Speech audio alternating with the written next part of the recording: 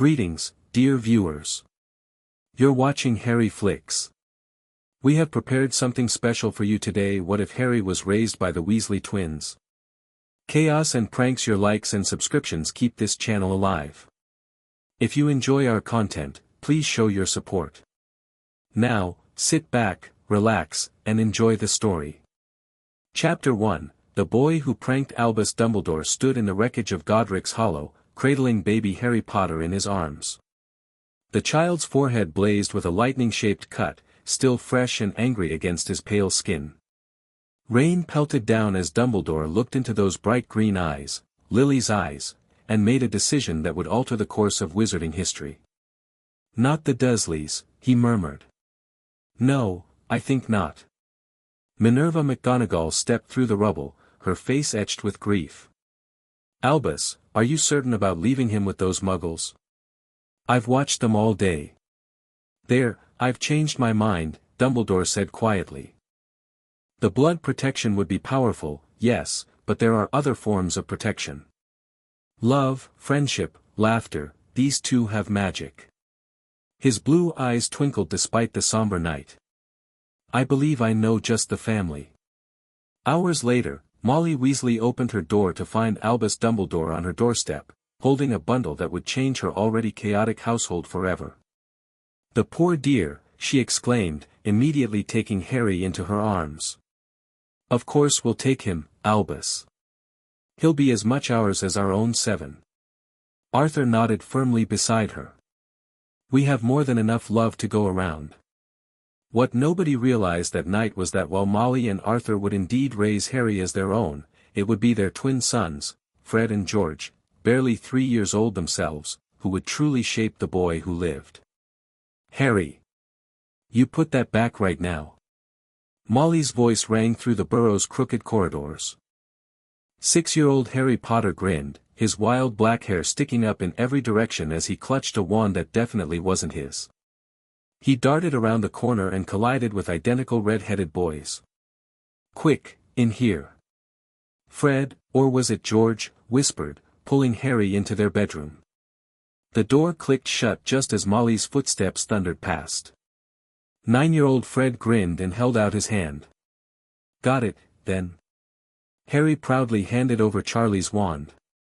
Right from his pocket while he was eating breakfast. George ruffled Harry's hair. "You're getting good, little brother." Charlie didn't suspect a thing. "Course not," Harry beamed. "I used the distraction like you taught me. Knocked over the milk right when I went for the wand."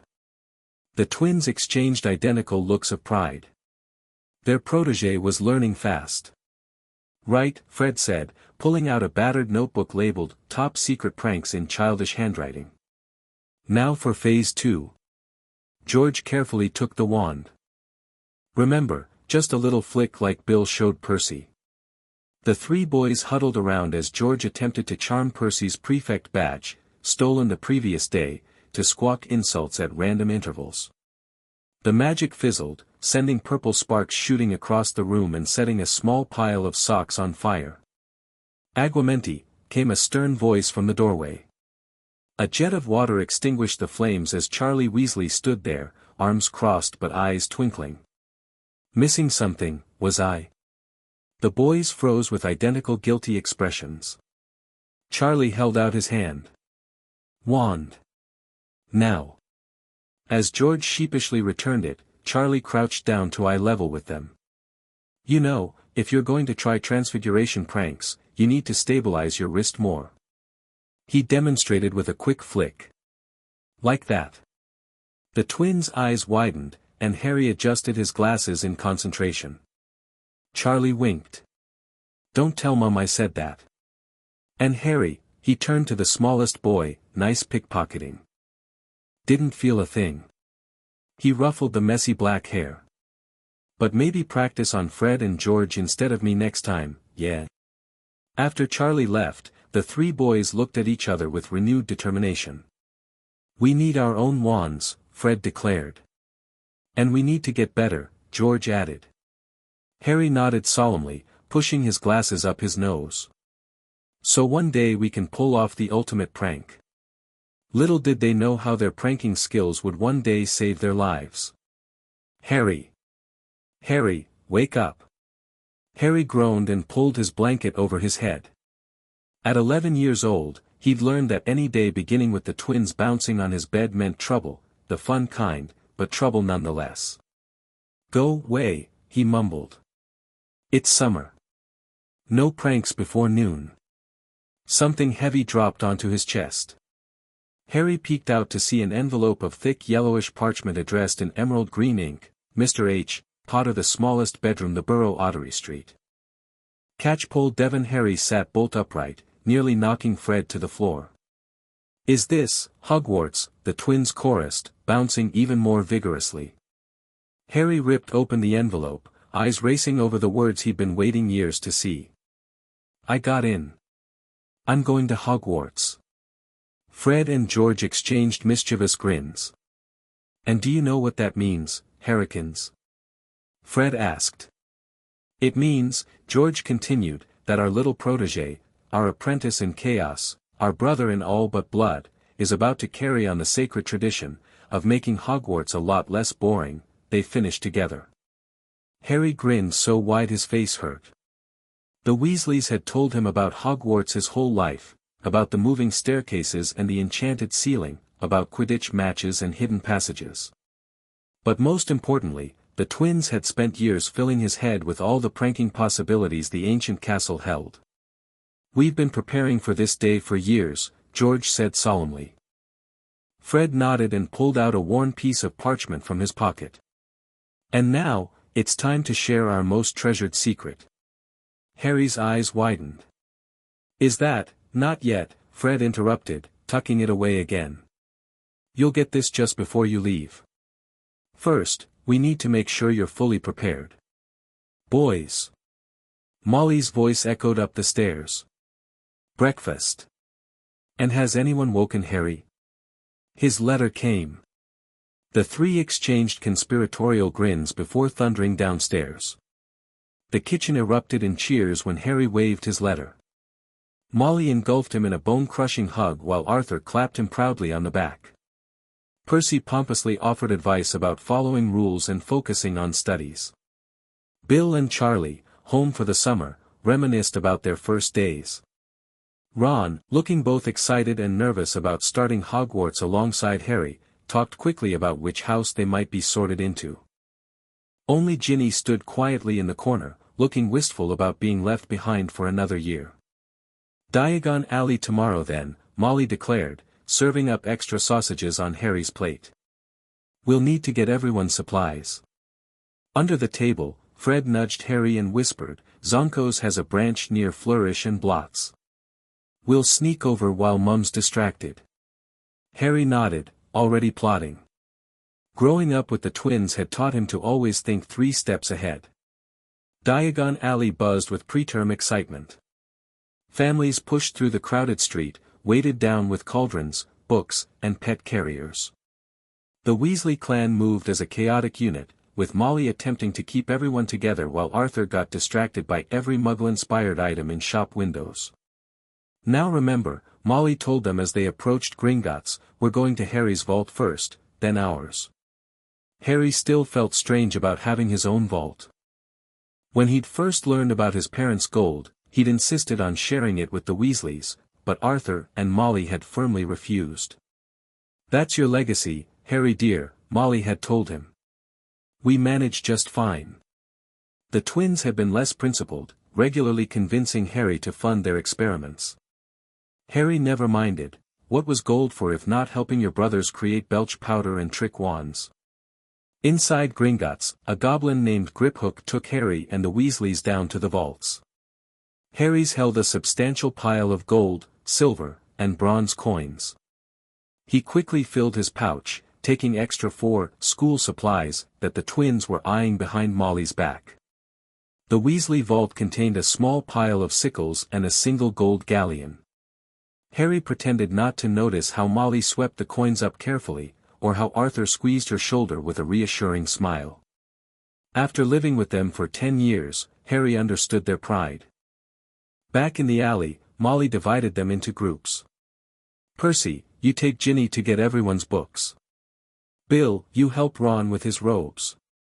Charlie, take the twins for cauldrons and basic supplies. She fixed the twins with a stern look. And that means basic supplies. No detours.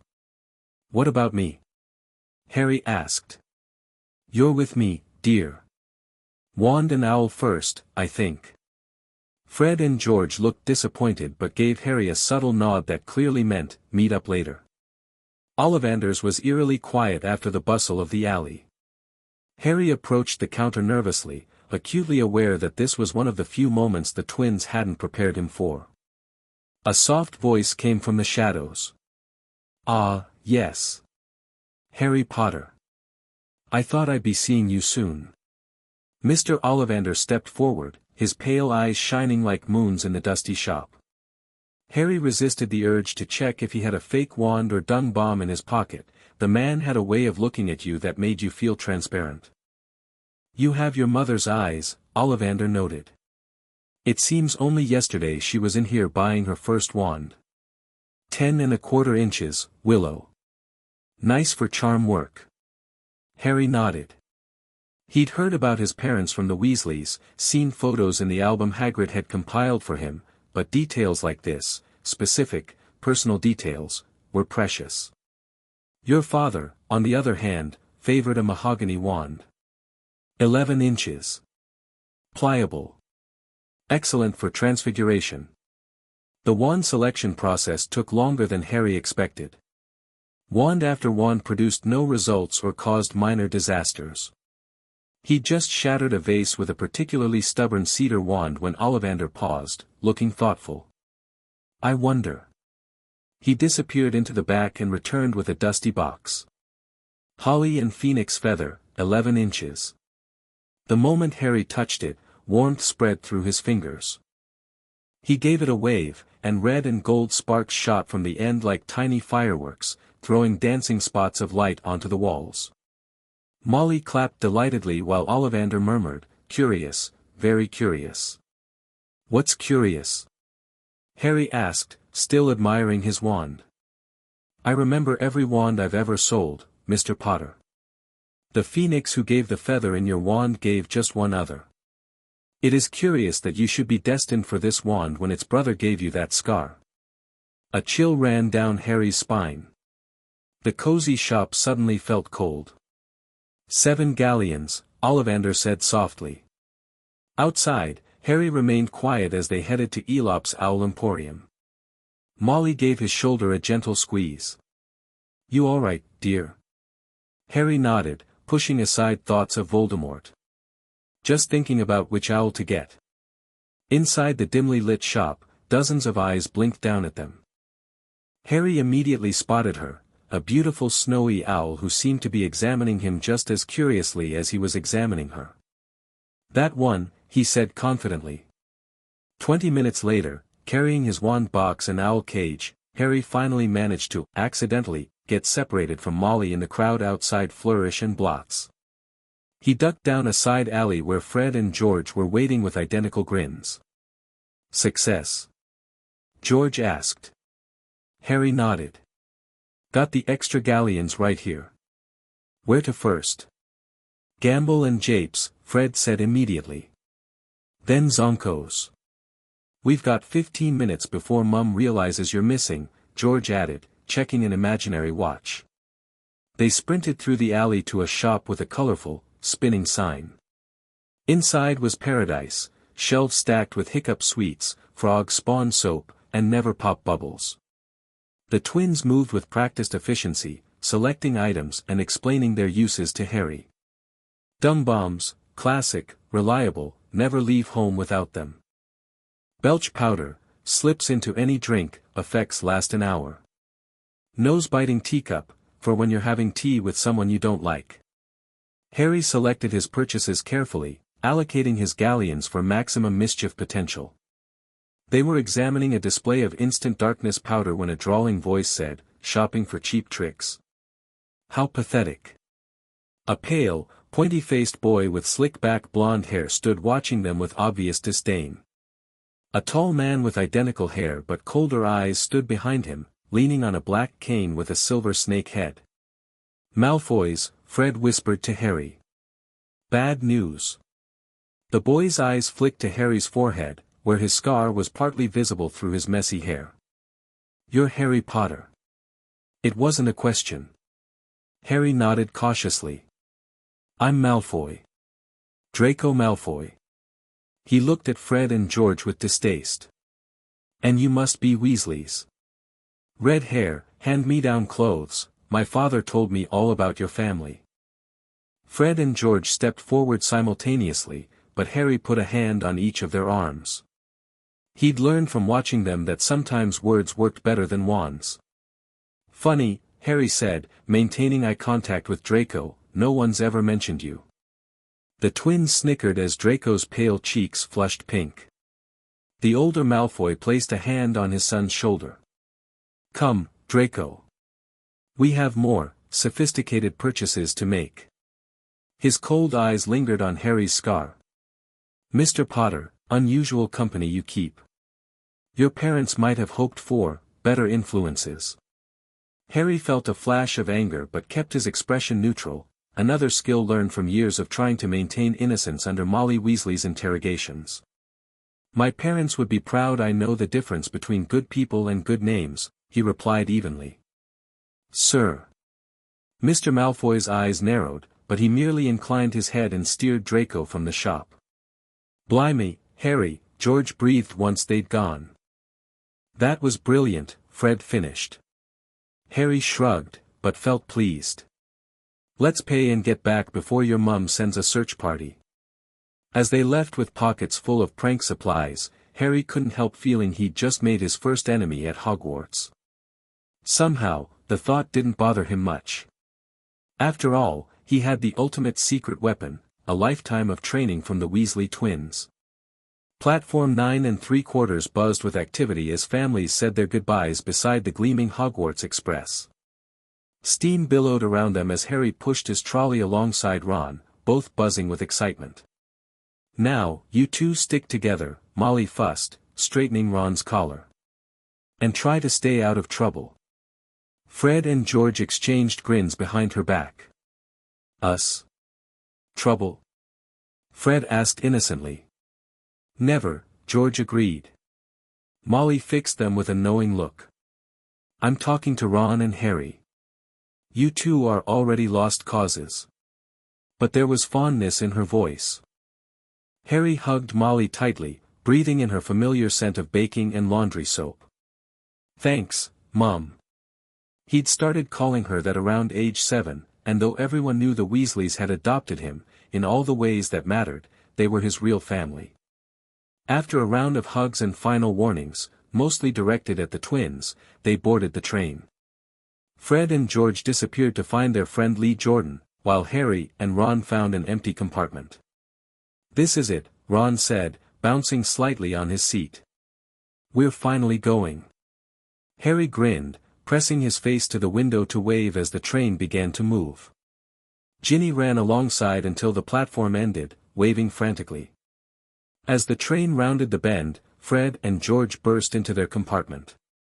"Secret meeting time," Fred announced, closing the door. George cast a quick glance into the corridor before turning to Harry with a solemn expression.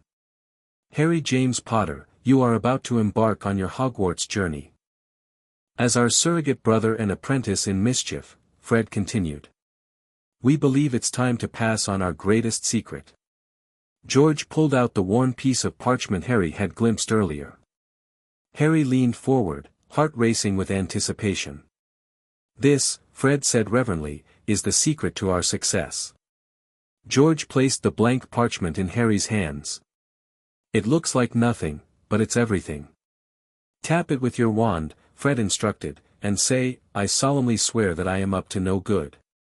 Harry pulled out his wand, touched the parchment, and recited, "I solemnly swear that I am up to no good." Thin lines of ink spread across the parchment like a spider's web, connecting and crisscrossing until they formed words: Messrs. Mooney, Wormtail, Padfoot, and Prongs, purveyors of aids to magical mischief makers, are proud to present the Marauders map. "Whoa," Ron breathed, leaning over Harry's shoulder. The parchment had become a detailed map of Hogwarts, showing every corridor, classroom, and, most impressively, tiny labeled dots moving around representing people. "This is amazing," Harry whispered. "Where did you get it?" "Nicked it from Filch's office first year," Fred said proudly. "It shows everyone in the castle," George explained. "Where they are, what they're doing, every minute of every day. And these passages here," Fred pointed to several lines leading off the map, "are shortcuts. 7 in total. Filch knows about these 4, but we're pretty sure we're the only ones who know about these 3. This one leads right into Hogsmeade," George added, indicating a passage behind a one-eyed witch statue. "Into the cellar of Honeyduke's sweet shop." Harry's mind raced with possibilities. "And you're giving it to me?" "Passing it on," Fred corrected. "We've memorized it anyway. Besides," George added with a wink, "the next generation needs proper tools. When you're done, just tap it again and say, 'Mischief managed,'" Fred demonstrated, causing the map to go blank once more. "Otherwise, anyone can read it," George warned. As the twins left to rejoin Lee, Harry carefully tucked the map into his inner pocket, feeling like he'd just been handed the key to Hogwarts itself. "This year is going to be brilliant," Ron said, eyes gleaming with excitement. The compartment door slid open again, and a girl with bushy brown hair and rather large front teeth appeared. "Has anyone seen a toad?" "A boy named Neville's lost one." "No toads here," Ron replied. The girl's gaze swept over them, lingering on Harry's forehead. "You're Harry Potter," she stated matter-of-factly. "I've read all about you. You're in modern magical history and the rise and fall of the dark arts." Harry shifted uncomfortably. Despite growing up in the wizarding world, he still found it weird when strangers knew his name. "I'm Hermione Granger," she continued, sitting down without invitation. "And you are?" She looked at Ron. "Ron Weasley." "Pleasure. Are you excited about the sorting?" "I've been reading all about the houses. Gryffindor sounds by far the best, though Ravenclaw wouldn't be bad. Anyway, I'd better keep looking for Neville's toad." She left as abruptly as she'd arrived, leaving Ron staring after her. "Mental, that one," he muttered. Harry laughed. "Bit intense." Their compartment door slid open yet again, revealing 3 boys, the pale-faced Draco Malfoy from the shop, flanked by 2 thick-set boys who looked like bodyguards. "They're saying Harry Potter's in this compartment," Draco said, eyes fixing on Harry. "So it's true." "We've met," Harry reminded him coolly. Draco nodded toward his companions. "This is Crabbe and Goyle." He leaned against the doorframe with practiced casualness. "You'll find some wizarding families are better than others, Potter. You don't want to go making friends with the wrong sort. I can help you there." He extended his hand, but Harry didn't take it. "I think I can tell the wrong sort for myself, thanks," he said. Draco's pale cheeks tinged pink again. "I'd be careful if I were you, Potter. Unless you're a bit politer, you'll go the same way as your parents." They didn't know what was good for them either. Both Harry and Ron stood up, anger flashing in their eyes. "Say that again," Ron challenged, face reddening to match his hair. "Going to fight us, are you?" Malfoy sneered. Harry smiled suddenly, a smile that would have made Fred and George proud. "Fighting? No. That would be against school rules." He slipped a hand into his pocket, where he'd stashed some of his Diagon Alley purchases. "But you might want to check your pockets before you leave." Malfoy frowned, patting his robes. His eyes widened as he pulled out what appeared to be a chocolate frog, except it was slowly expanding and changing color. "What the?" The fake frog exploded with a wet splat, covering Malfoy and his cronies in sticky purple slime that smelled strongly of rotten eggs. "Portable swamp sample," Harry explained as the 3 boys spluttered in disgust. "Still in testing phase. The twins say the smell lasts about 6 hours. My father will hear about this." Malfoy snarled, trying unsuccessfully to wipe the slime from his pristine robes. "Tell him I said hi," Harry replied cheerfully, sliding the compartment door shut. As Malfoy and his friend stumbled away, Ron collapsed into his seat laughing. "That was brilliant. Did you see his face?" Harry grinned, feeling a warm glow of satisfaction. Years of training with Fred and George had prepared him for exactly this kind of situation. Hogwarts was already feeling like home. The Great Hall exceeded even the twins' colorful descriptions. Thousands of candles floated in midair over 4 long tables, where the rest of the students sat watching the first years file in. Above them, the ceiling reflected the night sky, scattered with stars. At the front of the hall stood a 4-legged stool with an extremely old, patched wizard's hat. Harry had heard all about the Sorting Hat from Bill and Charlie, how it had once belonged to Godric Gryffindor himself and could see into your mind to determine which house you belonged in. Professor McGonagall began calling names from a long roll of parchment. One by one, nervous first-years approached the stool, placed the hat on their heads, and waited until it shouted out their house. Granger, Hermione. The bushy-haired girl from the train nearly ran to the stool and jammed the hat eagerly onto her head. Gryffindor, the hat shouted after a moment's pause. Ron groaned beside Harry. "Great, that's where I want to go." When Malfoy, Draco, was called, Harry noticed with satisfaction that his hair still had a purplish tinge. The hat had barely touched his head when it screamed, "Slytherin." "No surprise there," Ron muttered. As the list continued, Harry's nerves began to build. What if the hat couldn't decide where to put him? Or worse, what if it decided he didn't belong at Hogwarts at all? "Potter, Harry." Whispers suddenly broke out across the hall as Harry stepped forward. "Potter, did she say? The Harry Potter?" The last thing Harry saw before the hat dropped over his eyes was Fred and George giving him enthusiastic thumbs up from the Gryffindor table. Said a small voice in his ear. "Difficult, very difficult. Plenty of courage, I see. Not a bad mind, either. There's talent, oh yes, and a thirst to prove yourself, but where to put you?" Harry gripped the edges of the stool. Not Slytherin, he thought. Not with Malfoy. Not Slytherin, said the small voice. "Are you sure? You could be great, you know. It's all here in your head. Slytherin would help you on the way to greatness, no doubt about that." "No. Well, if you're sure, better be Gryffindor." The last word was shouted to the whole hall. Harry took off the hat and walked shakily toward the Gryffindor table, where Percy shook his hand pompously while the twins yelled, "We got Potter!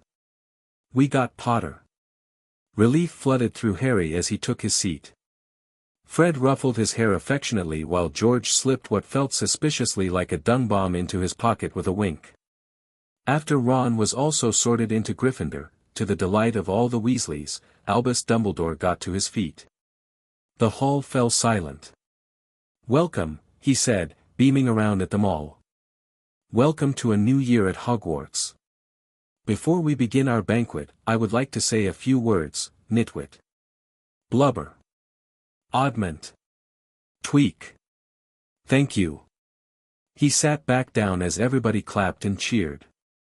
Harry looked at Percy questioningly. "Is he, a bit mad?" he asked uncertainly. Percy considered this thoughtfully. "Mad? He's brilliant. Best wizard in the world.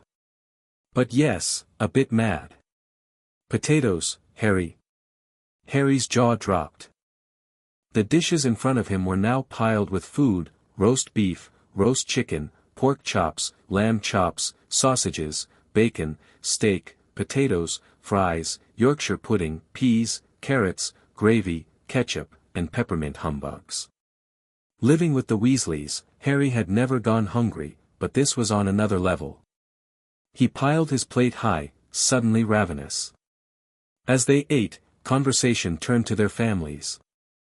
"I'm half and half," said a sandy-haired boy named Seamus. "Me dad's a muggle. Mam's a witch." Bit of a shock for him when he found out. Everyone laughed, then turned expectantly to Harry. "We all know about Harry," said a girl named Lavender. Harry shifted uncomfortably. "Not much to tell, really. My birth parents died when I was a baby. I've lived with the Weasleys since then." He shot a grateful glance at Ron. "Basically my brother," Ron confirmed through a mouthful of potatoes. "Our protégé," Fred called from further down the table. "Apprentice of Chaos," George added proudly. Several older students exchanged knowing looks, clearly familiar with the twins' reputation. After dessert, Dumbledore rose again with a few start-of-term notices. Most were standard rules that Harry had already heard about, and planned to selectively ignore, but one announcement caught everyone's attention. "And finally, I must tell you that this year, the third-floor corridor on the right-hand side is out of bounds to everyone who does not wish to die a very painful death." Harry laughed, but quickly realized he was one of the few who did. "He's not serious," he muttered to Percy. "Must be," Percy replied, frowning. "It's odd, because he usually gives us a reason why we're not allowed to go somewhere. The Forbidden Forest is full of dangerous beasts, everyone knows that. I think he might have told us prefects, at least." Harry exchanged glances with Ron, then caught the twins looking at them with identical expressions of intrigued mischief. Harry knew exactly what they were all thinking: what could be so dangerous in a school, and how soon could they investigate? Hogwarts proved to be as magnificent and confusing as Harry had been told. There were 142 staircases, wide, sweeping ones, narrow, rickety ones, some with vanishing steps you had to remember to jump. Then there were doors that wouldn't open unless you asked politely or tickled them in exactly the right place, and doors that weren't really doors at all, just solid walls pretending. The ghosts didn't help navigation either, especially Peeves the poltergeist, who delighted in causing trouble. Only Fred and George seemed to have any control over him, having earned his respect through their own brand of chaos. Classes were a mixed bag. Harry particularly enjoyed Transfiguration with Professor McGonagall, who was strict but fair, and Charms with tiny Professor Flitwick, who squeaked excitedly when he reached Harry's name during roll call. History of Magic was easily the most boring class, taught by a ghost who droned on while students struggled to stay awake. Harry used these lessons to plan pranks in the margins of his notes, occasionally passing sketches to Ron who would add suggestions. But it was Friday's double potions with the Slytherins that Harry had been dreading. Fred and George had warned him about Professor Snape, who favored his own house and supposedly hated all Gryffindors on principle. Survival strategy, George had advised at breakfast: keep your head down, follow instructions exactly, and don't give him any excuse. Failing that, Fred added with a wink, we've slipped 3 different prank items into your bag. Use them wisely. Harry nodded, appreciating both the advice and the backup plan. Potions took place in the dungeons, which were colder than the main castle and creepier, with pickled animals floating in glass jars around the walls. Snape, like Flitwick, started the class by taking roll call, and like Flitwick, he paused at Harry's name. "Ah, yes," he said softly, "Harry Potter. Our new celebrity." Malfoy, Crabbe, and Goyle sniggered behind their hands. Snape finished calling the names and looked up at the class, his eyes black and cold like dark tunnels. "You are here to learn the subtle science and exact art of potion making," he spoke in barely more than a whisper, but they caught every word. "As there is little foolish wand-waving here, many of you will hardly believe this is magic.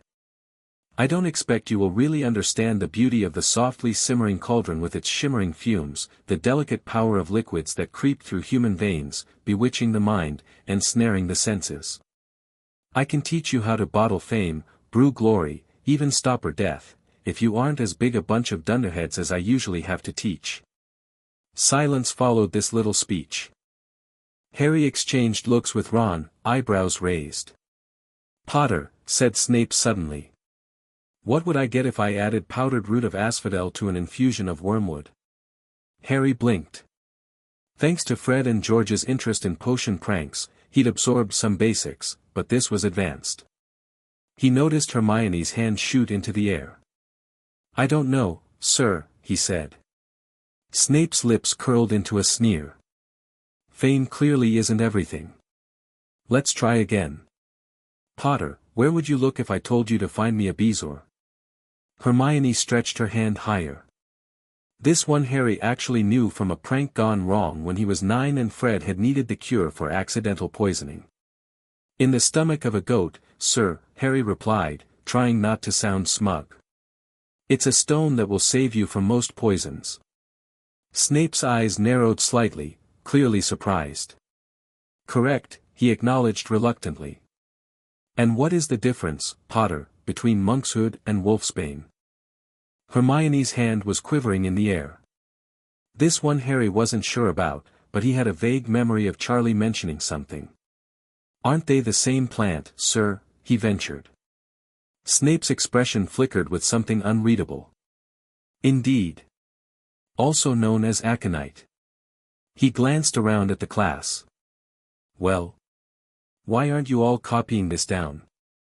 There was a sudden rummaging for quills and parchment. Over the noise, Snape added, and a point to Gryffindor for Potter's correct answers. It seemed to physically pain him to award the point, but Harry felt a small surge of triumph. Maybe potions wouldn't be so bad after all. This optimism proved short-lived. As they began brewing a simple potion to cure boils, Snape swept around criticizing almost everyone except Malfoy, whom he seemed to favor. He was just telling everyone to look at the perfect way Malfoy had stewed his horned slugs when clouds of acid green smoke and a loud hissing filled the dungeon. Neville Longbottom had somehow managed to melt Seamus's cauldron, and their potion was seeping across the stone floor, burning holes in people's shoes. Within seconds, the whole class was standing on their stools while Neville, who had been drenched in the potion, moaned in pain as angry red boils sprang up all over his arms and legs. "Idiot boy," snarled Snape, clearing the spilled potion with one wave of his wand. "I suppose you added the porcupine quills before taking the cauldron off the fire? Take him up to the hospital wing," he spat at Seamus. Then he rounded on Harry and Ron, who had been working next to Neville. "You, Potter, why didn't you tell him not to add the quills? Thought he'd make you look good if he got it wrong, did you?" That's a point from Gryffindor. This was so unfair that Harry opened his mouth to argue, but Ron kicked him behind their cauldron. "Don't push it," he muttered. "I've heard Snape can turn really nasty." Harry gritted his teeth and nodded, focusing on finishing their potion perfectly. By the end of the class, they'd produced a decent cure for boils, which Snape examined with obvious disappointment at finding nothing to criticize. As they left the dungeons, Harry's spirits lifted. He might have lost a point in potions, but he'd survived his first encounter with Snape relatively unscathed. Better yet, it was Friday afternoon, which meant they had the weekend ahead of them, and Harry had plans. Tonight, he whispered to Ron as they headed back to Gryffindor Tower, "I think it's time to test out the map." At 3 in the morning, Harry slipped out of bed, already dressed in his darkest clothes. He gently shook Ron awake. "Wah." Ron mumbled groggily. "Shoo," Harry whispered. "Exploration time." Ron rubbed his eyes but climbed out of bed without further complaint. They tiptoed past the sleeping forms of Neville, Seamus, and Dean, then down the spiral staircase into the common room. Harry pulled out the Marauder's map and tapped it with his wand. "I solemnly swear that I am up to no good." The map revealed the castle was mostly quiet. Filch was patrolling the 5th floor, his cat Mrs. Norris on the 2nd. Peeves was bouncing around the trophy room. "Where should we go first?" Ron whispered, peering over Harry's shoulder. Harry considered for a moment. "3rd floor corridor on the right-hand side." Ron's eyes widened. "The one that's out of bounds?" "Exactly," Harry grinned. "What's life without a little danger?" They slipped through the portrait hole, ignoring the fat lady's sleepy complaints, and made their way through the darkened castle. The map proved invaluable, allowing them to avoid Filch's erratic patrol pattern and take shortcuts hidden behind tapestries. When they reached the 3rd floor corridor, Harry felt a thrill of excitement mixed with apprehension. Whatever was here had to be interesting if Dumbledore had forbidden it on pain of death. Alohomora, Harry whispered, pointing his wand at the locked door. There was a soft click, and the door swung open. They weren't prepared for what awaited them.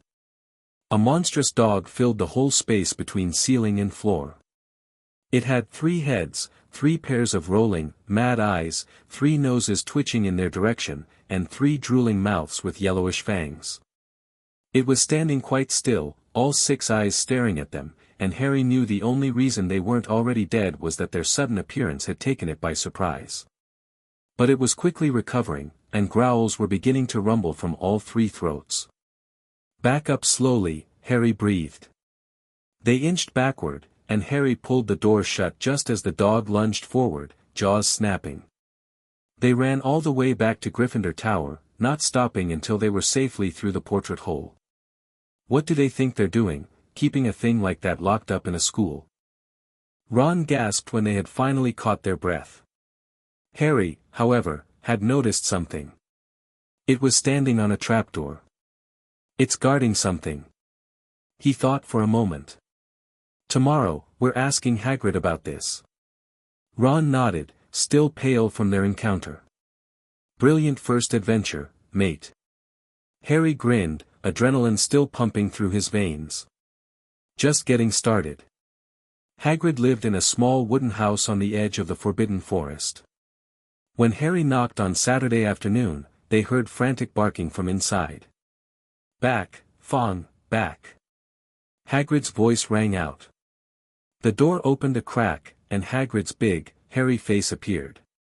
Hang on. Back, Fong. He let them in, struggling to keep a hold on the collar of an enormous black boarhound.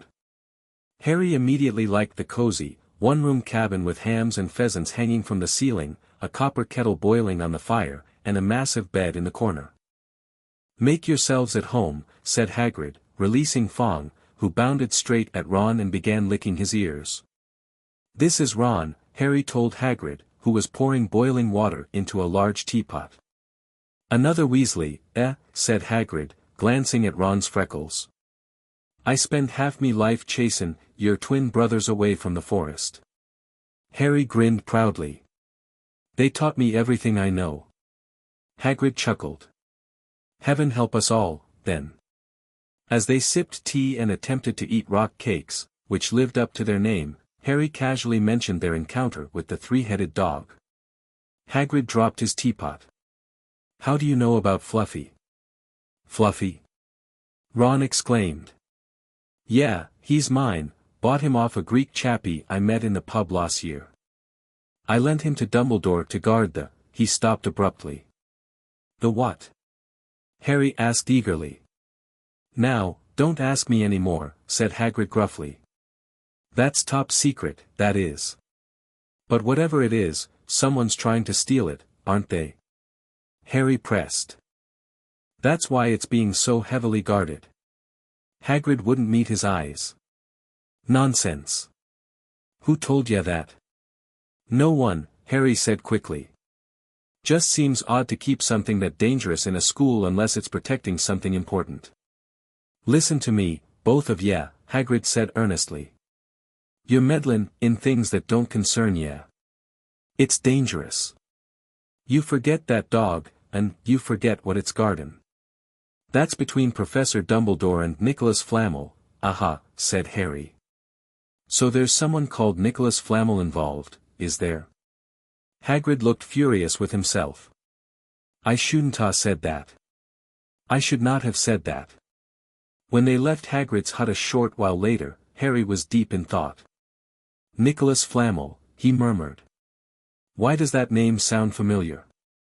Ron shrugged. Never heard of him. I think. Harry began, then his eyes lit up. I think Fred and George mentioned him once, something about an alchemy experiment they were trying to replicate. Should we ask them? Harry considered this. Not yet. Let's do some research first. I want to impress them with what we discover. As they walked back to the castle, Harry's mind was racing with possibilities. A 3-headed dog named Fluffy, a forbidden corridor, a mysterious object, and Nicholas Flamel. Hogwarts was turning out to be even more interesting than the twins had promised. The next few weeks flew by as Harry adjusted to life at Hogwarts. Classes grew more fascinating as they moved beyond basic theory, and Harry found he had a particular talent for defense against the dark arts, when Professor Quirrell wasn't too nervous to teach properly. Following the twins' footsteps, Harry quickly established himself as someone who balanced academics with a healthy disregard for rules. Teachers never seemed to catch him in the act, but mysterious pranks began appearing throughout the castle, Slytherin's shoelaces tying themselves together, suits of armor programmed to sing rude songs when Filch walked past, and books in the library that mysteriously rearranged themselves by color rather than subject. The first rule of pranking, Harry explained to an impressed Ron one evening, is never get caught. The second rule is always have an alibi. Did the twins teach you that? Ron asked. Harry nodded. Among other things. Meanwhile, they continued researching Nicholas Flamel, spending hours in the library with no luck. Even Hermione Granger, whom they'd reluctantly befriended after saving her from a mountain troll at Halloween, couldn't find any reference to him in the books they checked. He must be really obscure, she complained one afternoon as they huddled in a corner of the common room. I've checked every book that seemed relevant. Maybe we need to look in the restricted section, Harry suggested. Ron groaned. And how exactly do we do that? Harry smiled mysteriously. Leave it to me. That night, Harry slipped out alone with the Marauder's map and his growing collection of trick items. Moving silently through the corridors, he made his way to the library and into the restricted section. The books here looked ominous, some had dark stains that looked suspiciously like blood, others whispered strange things as he passed. Pulling out a small torch, Harry began examining titles. He was so focused that he almost missed the dot labeled Argus Filch heading rapidly toward the library on the map. Cursing silently, Harry backed away from the shelves, accidentally knocking a large book to the floor. It fell open and let out a blood-curdling shriek. Harry didn't hesitate. He sprinted from the library, heart pounding. The map showed Filch gaining on him, with Mrs. Norris coming from another direction, cutting off his escape route to Gryffindor Tower. Thinking fast, Harry ducked behind a suit of armor and pulled out one of Fred and George's inventions, portable swamp pellets.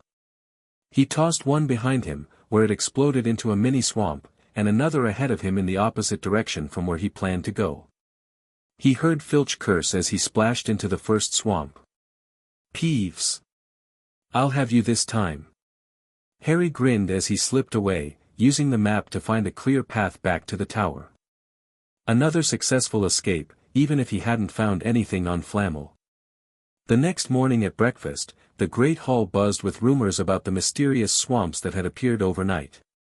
Fred and George winked at Harry from down the table, clearly recognizing their handiwork. Nice diversion, Fred whispered as they left for classes. Learn anything interesting? George added. Harry shook his head. Not yet, but I'm not giving up. The twins exchanged glances. You know, Fred said casually, if you're looking for something really obscure. You might want to check old chocolate frog cards, George finished. They have all sorts of weird historical wizards on them. Harry's eyes widened. Thanks. He hurried off to find Ron, leaving the twins grinning behind him.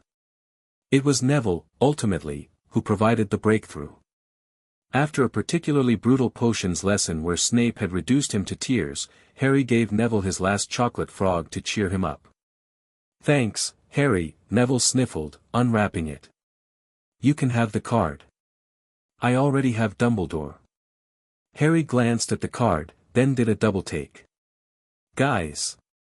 Listen to this, Dumbledore is particularly famous for his defeat of the dark wizard Grindelwald in 1945, for the discovery of the 12 uses of dragon's blood, and his work on alchemy with his partner, Nicholas Flamel.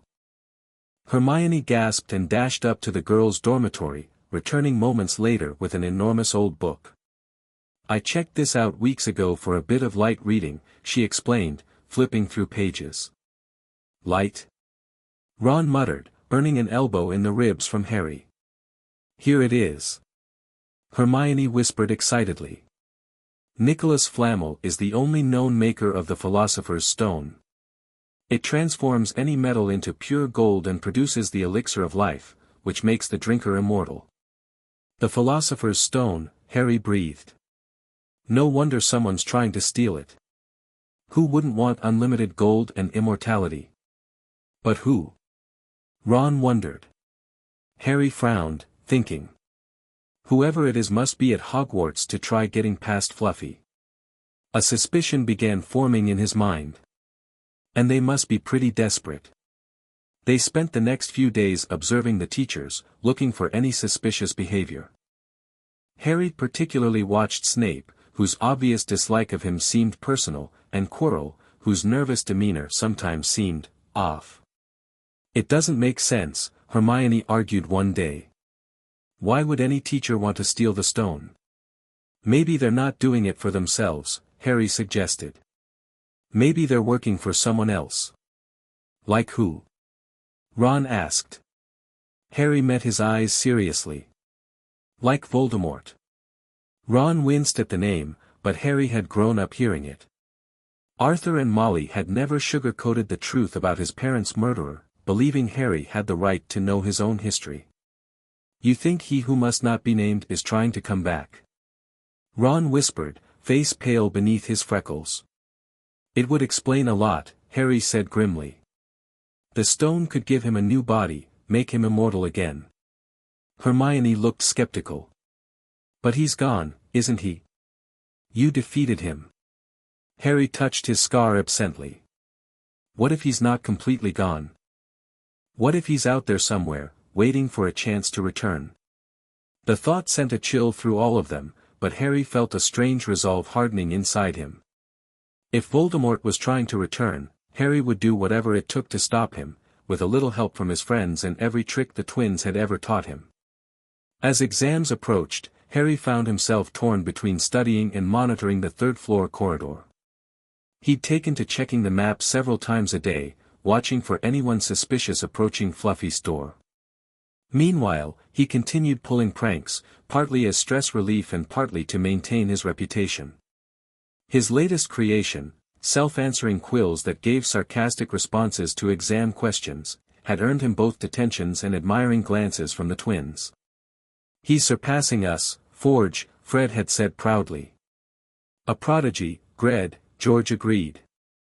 The night after their last exam, Harry shot up in bed, suddenly certain something was wrong.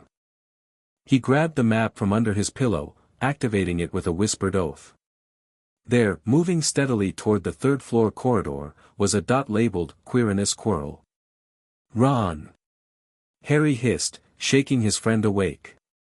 It's happening. Quirrell's going after the stone. Ron rubbed his eyes groggily. Now. Should we tell someone? No time, Harry said, already pulling on his shoes. We need to stop him ourselves. They woke Hermione in the common room, quickly explaining the situation. This is mad, she protested. We should tell Professor McGonagall. She won't believe us without proof, Harry argued. By the time we convince her, it'll be too late. With reluctance, Hermione agreed to accompany them. The 3 first years slipped through the portrait hole and hurried to the third-floor corridor, narrowly avoiding Peeves along the way. The door to Fluffy's chamber was already ajar, and a harp lay on the floor beside the sleeping 3-headed dog. They quickly slipped through the trapdoor, landing on something soft but alive, Devil's Snare, which Hermione defeated with a clever fire spell. The following chambers each presented a different challenge: flying keys that Harry caught using his seeker skills, a giant wizard's chess set that Ron navigated them through, and a logic puzzle with potions that Hermione solved. Each obstacle seemed designed to test different abilities, almost as if Dumbledore wanted someone to get through. Finally, Harry faced the last chamber alone, having sent Ron back to help an injured Hermione and alert the teachers. He steeled himself, drawing on every bit of courage and cunning the Weasleys had helped instill in him, and stepped through the final doorway. The figure standing before the mirror of Eriste wasn't Snape as they'd suspected, but Professor Quirrell, standing tall and confident, without a trace of his usual stutter. "You!" Harry gasped. Quirrell smiled coldly. "Yes, me. I wondered if I'd be meeting you here, Potter." "But Snape, Severus?" Quirrell laughed.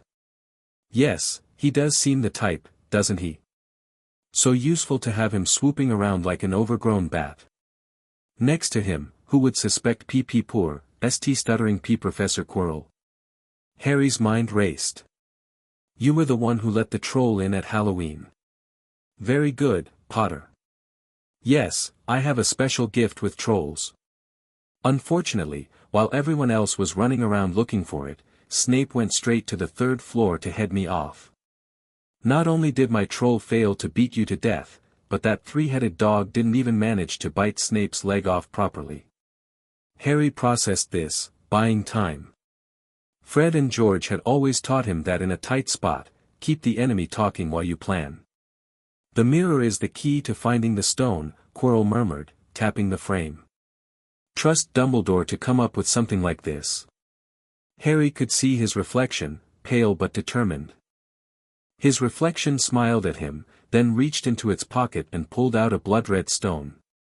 As it winked and put the stone back, Harry felt something heavy drop into his real pocket. Incredibly, he now had the Philosopher's Stone. "I see the stone. I'm presenting it to my master, but where is it?" "Your master?" Harry asked, trying to edge toward the door. "The Dark Lord is with me wherever I go," Quirrell said quietly. Then a high, cold voice spoke, seemingly from Quirrell himself. "Let me speak to him, face to face." "Master, you are not strong enough. I have strength enough, for this."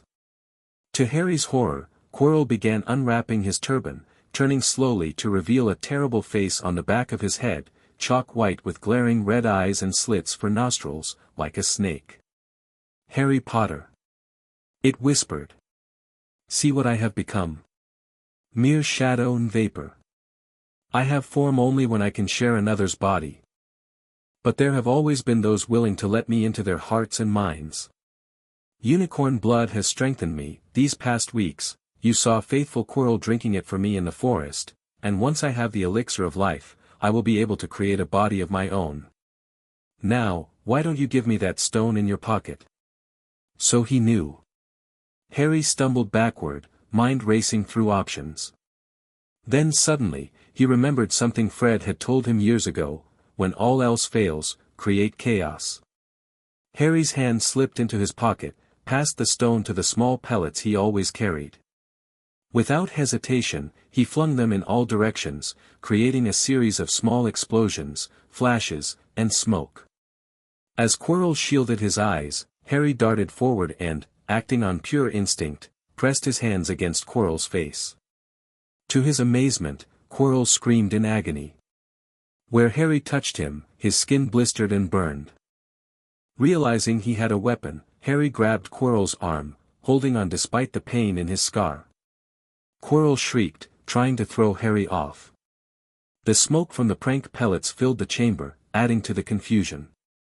Through the haze, Harry could hear Voldemort screaming, "Kill him! Kill him!" But Quirrell was disintegrating under Harry's touch. With one last desperate effort, Harry lunged forward and grabbed Quirrell's face with both hands. The pain in his scar reached an unbearable crescendo, and as darkness closed in around him, Harry's last thought was that Fred and George would be proud. He'd created enough chaos to save the stone. Harry awoke in the hospital wing, sunlight streaming through the windows. Dumbledore sat beside his bed, blue eyes twinkling behind half-moon spectacles. "Good afternoon, Harry," he said. Harry blinked, memories rushing back. "Sir. The stone. Quirrell. Voldemort. Calm yourself, dear boy. Quirrell does not have the stone. Then who does?" "Sir, Harry, please relax, or Madame Pomfrey will have me thrown out." Harry swallowed and looked around. A table nearby was piled high with sweets and what looked suspiciously like prank items. "Tokens from your friends and admirers," Dumbledore explained, following his gaze. "What happened between you and Professor Quirrell is a complete secret, so, naturally, the whole school knows. I believe your friends Mr. Fred and George Weasley were responsible for trying to send you a toilet seat. No doubt they thought it would amuse you. Madame Pomfrey, however, felt it might not be hygienic, and confiscated it." Harry grinned weakly. "Sounds like them. Indeed. They seem to have had quite the influence on you." "Is that bad?" Harry asked hesitantly. Dumbledore's eyes twinkled. "On the contrary. I believe their creative approach to problem-solving has served you well. Not many first years could have done what you did.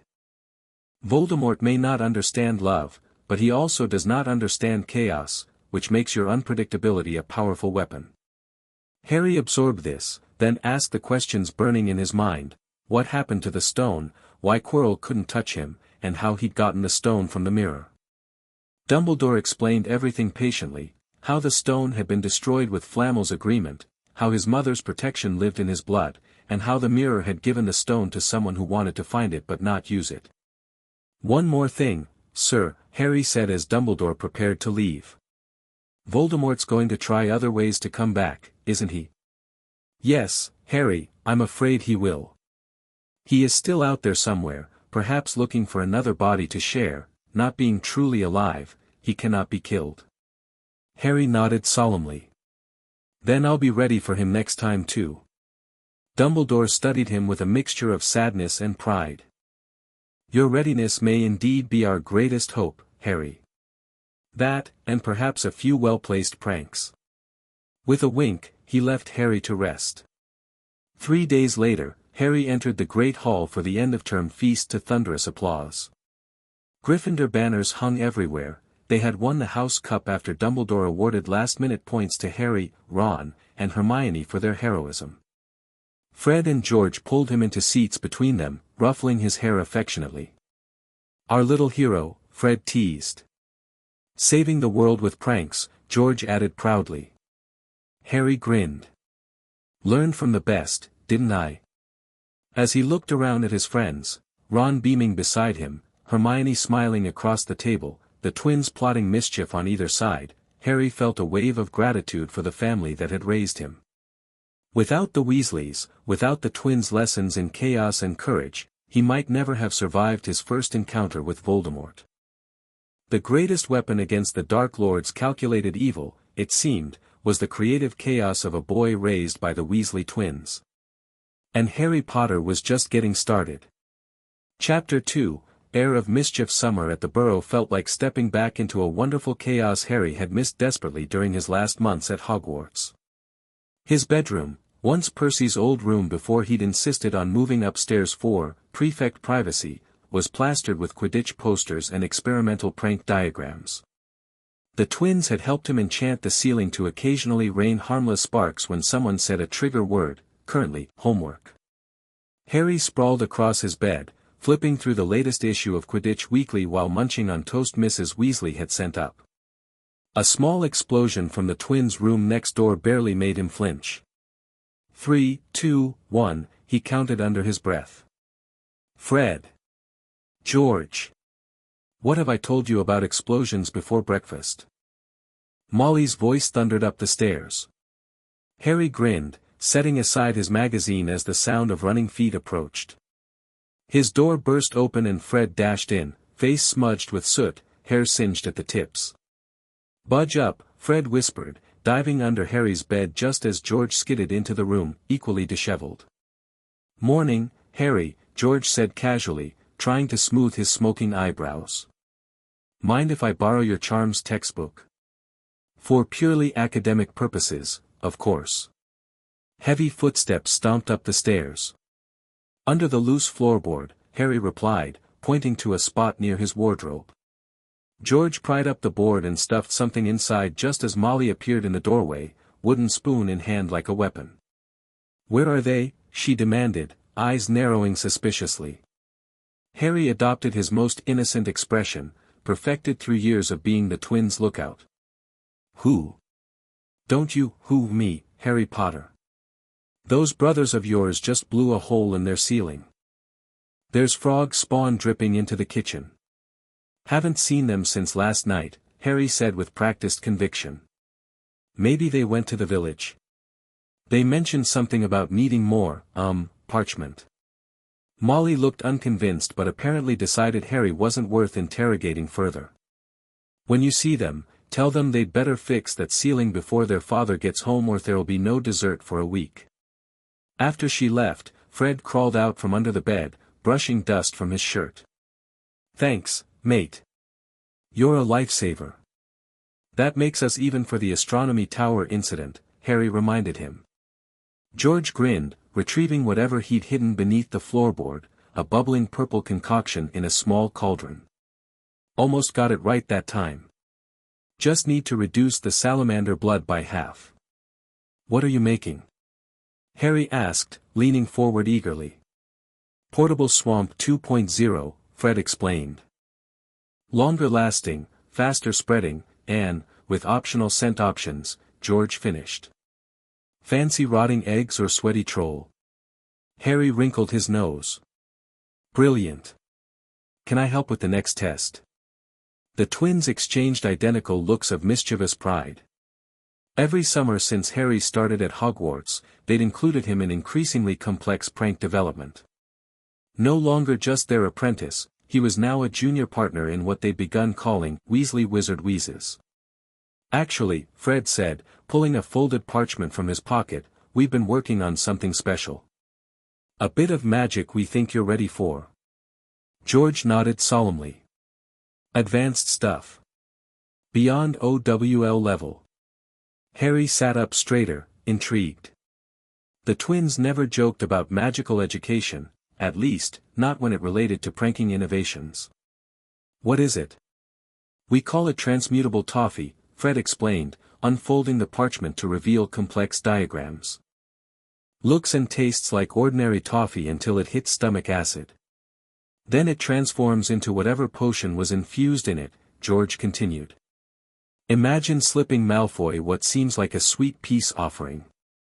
That turns into a perfect hair color hex 10 minutes later, Fred finished gleefully. Harry's eyes widened. That's brilliant. But isn't transformative digestion magic really advanced? Hence why we need a third brain, George said, tapping his temple. Your transfiguration marks were better than ours. Plus you've got that instinctive thing, Fred added. Remember how you figured out the talking teacups last summer when we couldn't? Harry felt a familiar warm glow. The twins never treated his magical abilities with the awe or reverence others did. To them, he wasn't the boy who lived but just Harry, their clever little brother who happened to have a knack for magical mischief.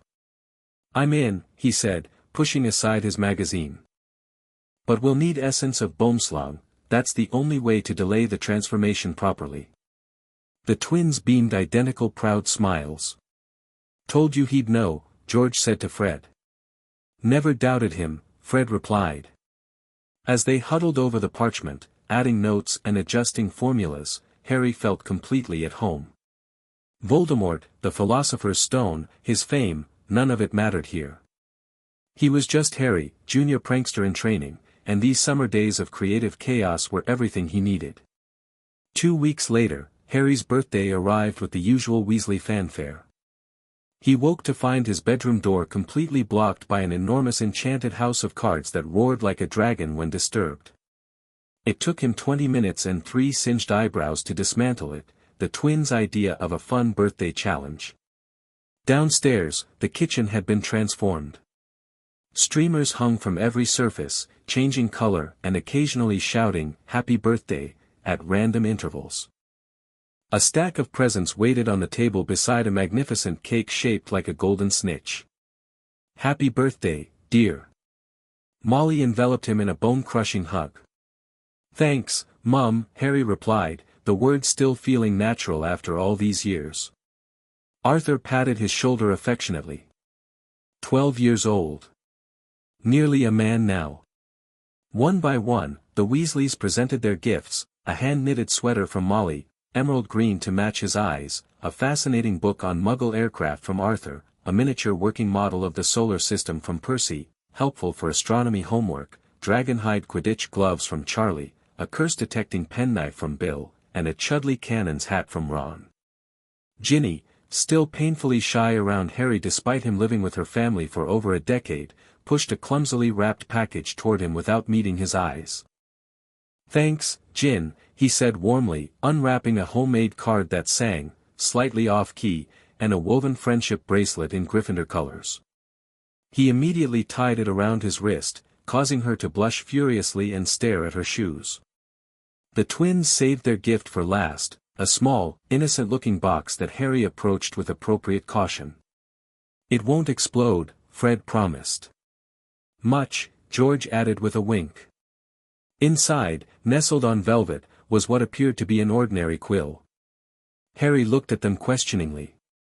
"Auto-answer quill," Fred explained quietly, so his mother wouldn't hear. "More advanced than the ones confiscated last term. This one analyzes the question before answering," George whispered. "And it mimics your handwriting perfectly. We'd recommend using it sparingly," Fred advised. "Maybe just for Bin's essays." Harry grinned. "It's perfect. Thanks, guys." As they devoured birthday cake and played impromptu garden Quidditch throughout the afternoon, Harry couldn't imagine a better way to turn 12. The only shadow on the day was the continued absence of any letters from his Hogwarts friends. Neither Hermione nor Neville had replied to his notes all summer, which struck him as odd. That evening, exhausted from cake and Quidditch, Harry trudged upstairs to his bedroom, only to find a strange creature bouncing on his bed. It had large, bat-like ears and bulging green eyes the size of tennis balls. Harry recognized it immediately from descriptions in Fantastic Beasts, a house elf, though he'd never seen one at the Burrow. Hello," Harry said cautiously, closing the door behind him. The elf stopped bouncing and bowed so low its long, thin nose touched the carpet. "Harry Potter," it squeaked. "So long has Dobby wanted to meet you, sir. Such an honor it is." "Thanks," Harry said, bewildered. "Who are you, exactly?" "Dobby, sir. Just Dobby. Dobby the house elf. Not to be rude, but what are you doing in my bedroom?" The elf looked nervous. "Dobby has come to tell you, sir, it is difficult, sir. Dobby wonders where to begin." "Why don't you sit down?" Harry suggested, pointing to the bed. To his horror, the elf burst into noisy tears. Sit down," he wailed. "Never, never ever." "I'm sorry," Harry whispered, concerned the noise would attract the Weasleys. "I didn't mean to offend you." "Offend Dobby," the elf choked. "Dobby has never been asked to sit down by a wizard, like an equal." Harry, trying to comfort him while also gesturing for him to be quiet, eventually got the full story out of Dobby, that Harry must not return to Hogwarts, that terrible danger awaited him there, and that Dobby had been stopping his letters to make Harry think his friends had forgotten him. "Hogwarts is my home," Harry insisted firmly. "My friends are there. My family is there." He gestured toward the wall separating his room from the twins. "I'm going back." Dobby's ears drooped. Then Dobby must protect Harry Potter. With a crack, the house elf vanished, leaving Harry alone and deeply unsettled. Whatever danger awaited at Hogwarts, he'd face it, but first, he needed to warn the twins. The remaining summer weeks passed in a blur of prank development, Quidditch practice, and increasingly complex contingency plans. The twins took Dobby's warning seriously. They'd learned years ago that Harry's instincts about danger were unusually accurate. If someone's planning something at Hogwarts, Fred reasoned as they huddled in the twins' newly repaired bedroom, we need to be prepared. Constant vigilance, George agreed, mimicking their father's favorite aura, Mad-Eye Moody. They spent hours modifying the Marauder's map to highlight unusual activity and creating emergency prank kits designed for quick escapes. Harry mastered 3 new shield charms under their tutelage and developed a modified disillusionment charm that worked on objects if not people. Then disaster struck. On the morning of September 1st, the entire Weasley clan overslept. What followed was a mad scramble of half-eaten toast, forgotten trunks, and Percy running back 3 times for various prefect accessories. Muggles, Mr. Weasley muttered frantically as they squeezed into the magically expanded Ford Anglia. The things I do for Muggles. They reached King's Cross at 10:55, with barely 5 minutes to catch the Hogwarts Express. The older Weasleys ran ahead, pushing trolleys through the barrier between platforms 9 and 10 in pairs. "Let's go together," Harry suggested to Ron when it was their turn. "We've only got a minute." They lined up their trolleys and charged toward the barrier, only to crash spectacularly against solid brick. Hedwig's cage bounced off Harry's trolley with an indignant screech, and Ron's trunk burst open, clothes spilling everywhere as nearby Muggles stared. "Why can't we get through?"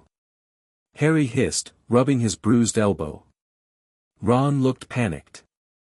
"I dunno, the barrier sealed itself," a nearby clock showed 11 o'clock. The train had left. "The car," Ron whispered suddenly. "Dad's car. We can fly it to Hogwarts." Harry considered this for approximately 3 seconds before a more Weasley twin-influenced idea struck him. "No," he said firmly. "Too risky. I've got a better plan." 20 minutes later, Mr. and Mrs. Weasley emerged back through the barrier, looking frantic. "Oh, there you are!" Mrs. Weasley exclaimed, spotting them calmly eating ice creams beside their neatly repacked trolleys. "We couldn't get back through to you. The barrier sealed after Ginny went through." "We know," Harry said, licking his strawberry cone. "We tried to follow." "What were you planning to do? How will you get to school?" Mr. Weasley demanded. Harry pulled an innocuous-looking coin from his pocket. "Emergency port key. Fred and George made it last summer after we missed the night bus that time in Ottery St. Catchpole. It's keyed to activate at exactly noon and take us to the edge of Hogsmeade." The Weasley parents stared at their adopted son with matching expressions of astonishment. "Fred and George made a port key?" Mrs. Weasley finally managed. "That's incredibly advanced magic. And highly regulated by the Ministry." Mr. Weasley looked torn between professional disapproval and paternal pride. "That's actually quite brilliant spell work, though completely illegal, of course," he added hastily under his wife's glare. "We've got 30 minutes, Harry continued calmly. "Just enough time to finish our ice creams." As they said goodbye at the apparition point, Mrs. Weasley still muttering about "those boys," and "should ground them until Christmas," Harry caught Ron's eye and winked. There was no port key, but there was a backup plan involving Fred's friend Lee Jordan and his father's connection to the Fleur Network Authority. Sometimes the best prank was making people believe you had everything under control. Their arrival at Hogwarts via the rarely used Hogsmeade Station Fleur, conveniently unlocked for maintenance that day, caused minimal disruption. By the time the rest of the students arrived by train that evening, Harry and Ron were innocently seated at the Gryffindor table as if they'd been there all along. "How did you do it?" Fred whispered during the sorting ceremony, looking impressed despite himself. Harry tapped his nose mysteriously. "A good prankster never reveals all his secrets." "Using our own line against us," George sighed dramatically. "They grow up so fast." The feast was magnificent as always, though Harry noticed Ginny seemed unusually withdrawn after her sorting into Gryffindor. He made a mental note to check on her later. Having grown up with 6 older brothers, she sometimes got overlooked in the family chaos. Classes began the next day with their new defense against the dark arts teacher, Gilderoy Lockhart, releasing a cage of Cornish pixies that proceeded to wreak more havoc than even the twins had managed in their legendary Great Hall Bubble incident of 1990. "Notice how he vanished when things got difficult?" Harry commented as he, Ron, and Hermione wrangled the last pixies into their cage after Lockhart fled. "He just wanted to give us hands-on experience," Hermione defended, though she looked less convinced than her words suggested. Harry and Ron exchanged knowing glances. Hermione's crush on the flamboyant professor was painfully obvious. Right, Ron muttered. Hands-on experience in cleaning up his messes. The following weeks established a routine. Classes during the day, homework in the evenings, occasionally completed with help from the auto-answer quill, and increasingly elaborate pranks that somehow never quite got traced back to Harry. Filch's mop buckets were enchanted to follow him but stop whenever he turned around.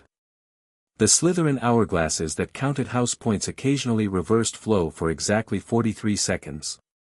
Peeves was gifted with temporary solid form, allowing him to physically relocate suits of armor into compromising positions. Your work is getting more sophisticated, Fred noted approvingly one evening in the common room after a particularly successful prank involving the house tables temporarily sprouting legs and rearranging themselves during dinner. Animation charms combined with time transfiguration, George added. Newt-level stuff. Harry shrugged modestly. I had good teachers.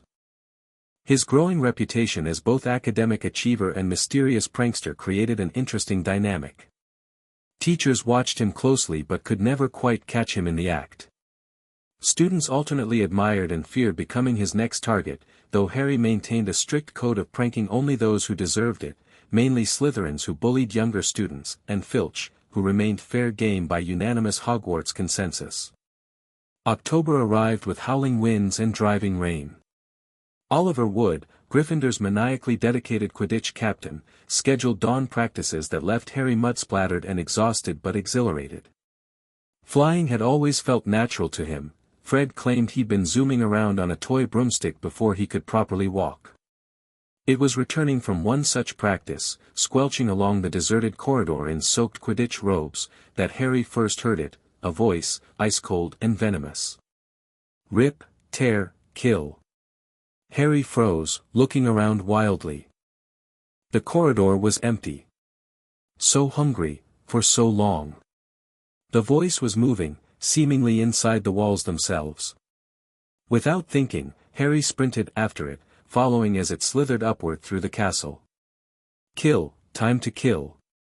He rounded a corner and collided with Hermione and Ron.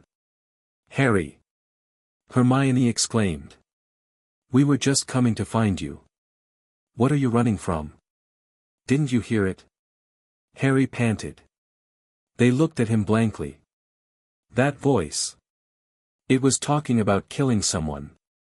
Ron and Hermione exchanged worried glances. No one was talking, Harry, Ron said slowly. Before Harry could explain further, they heard Filch's scream echoing from the next corridor. Rushing toward the sound, they found themselves in a flooded hallway, water reflecting ominous words shining on the wall. The Chamber of Secrets has been opened. Enemies of the air, beware. Beneath the message hung Mrs. Norris, Filch's cat, stiff and apparently lifeless. As students and teachers converged on the scene, Harry's mind raced. A voice only he could hear. A secret chamber mentioned in Hogwarts, a history, which Hermione had forced him to read last term. And now this attack. Something terrible was happening at Hogwarts, just as Dobby had warned. Yet even as fear gripped him, a small part of Harry, the part raised by Fred and George, began calculating. If danger was coming, he needed information. He needed resources. He needed to start planning pranks with a new purpose, protecting Hogwarts. The Chamber of Secrets, Hermione explained in the common room that night, after confirming Mrs. Norris was petrified, not dead. It's supposedly a hidden chamber built by Salazar Slytherin before he left Hogwarts. Legend says it contains a monster that only Slytherin's true heir can control, a monster intended to purge the school of those Slytherin considered unworthy to study magic. Muggleborns, Ron translated grimly. Harry frowned, tapping his fingers against his chair. So someone's opened this chamber and released whatever monster lives there. And somehow I'm hearing it move around, even though no one else can. That's the part that worries me, Hermione admitted. Harry, it's not normal to hear voices no one else can hear, even in the magical world. Harry had already considered this. Growing up with wizards, he knew the line between unusual magical talents and concerning symptoms was thin. But something about this felt different from ordinary magic. I need to talk to the twins, he decided.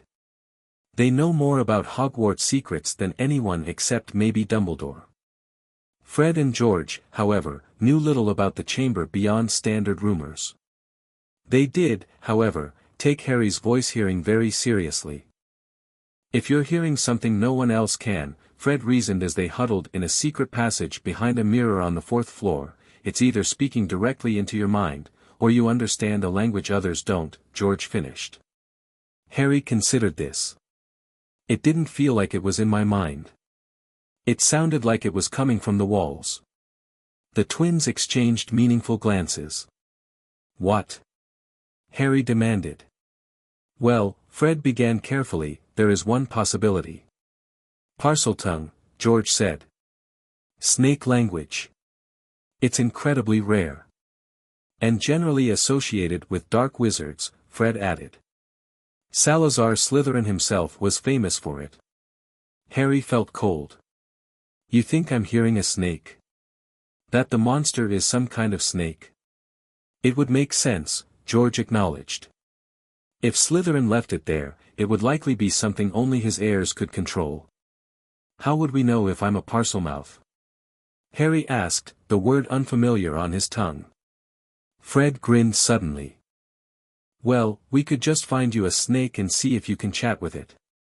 Which is how, 3 days later, Harry found himself in an unused classroom with the twins, Ron, and Hermione, facing a small garden snake Fred had captured from the grounds. Where did you even keep it?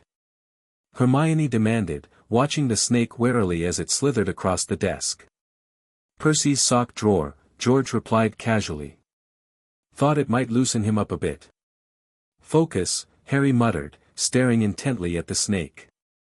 How do I do this? Try imagining it's a real conversation, Fred suggested. Ask it something. Harry concentrated on the snake's movements, its flickering tongue. Hello. Can you understand me? The others looked at him expectantly. Well? Ron prompted. Well, what? You were just making strange hissing sounds, Hermione said, eyes wide. Didn't you realize? Harry blinked in confusion. I was speaking English. No, mate, Fred said quietly. That was definitely Parseltongue. As if to confirm this, the snake suddenly raised its head, looking directly at Harry. It gave a series of hisses that, to Harry's astonishment, he understood perfectly, a speaker. How interesting. Are you going to feed me? The tall red one smells like mothballs. I understood that, Harry whispered. It's complaining about how Fred smells. The twins' eyebrows shot up simultaneously. Brilliant! George exclaimed. Terrifying, but brilliant, Fred agreed. Hermione looked less enthusiastic. Harry, this is serious. Parseltongue is extremely rare, and with the chamber open, if people find out. They'll think I'm Slytherin's heir, Harry finished, the implications hitting him. That I'm the one attacking people. A tense silence fell over the room. Well, Ron finally said, at least we know you're not. That's what matters. Harry nodded gratefully, but his mind was already racing ahead. This ability, however he'd gotten it, could be useful. If the monster was indeed some kind of snake, perhaps he could communicate with it, even control it. More immediately, though, was the problem of keeping his Parseltongue abilities secret while still using them to investigate. The Weasley twins had taught him well, sometimes the best defense was a misdirection so bold no one saw the real trick happening. Actually, Harry said slowly, a plan forming, what if we don't keep it secret? 4 pairs of eyes stared at him in disbelief. Have you gone mental? Ron demanded. Harry grinned, recognizing the familiar rush of a truly outrageous prank taking shape. Think about it. If people are going to suspect me anyway, why not use that? Make it work for us. Control the narrative, Fred murmured, catching on. Create the distraction yourself, George added approvingly. Hermione looked skeptical. You want people to think you're the heir of Slytherin? On purpose? Not explicitly, Harry clarified. Just create enough mystery that we can investigate without drawing real suspicion. If everyone's watching what I want them to see, they won't notice what you're really doing, Fred finished, looking impressed. Our little Harry's all grown up, Georgie. Brings a tear to the eye, George agreed, pretending to wipe away a tear. Ron still looked uncertain. But how exactly do you plan to control the narrative without, getting expelled or arrested?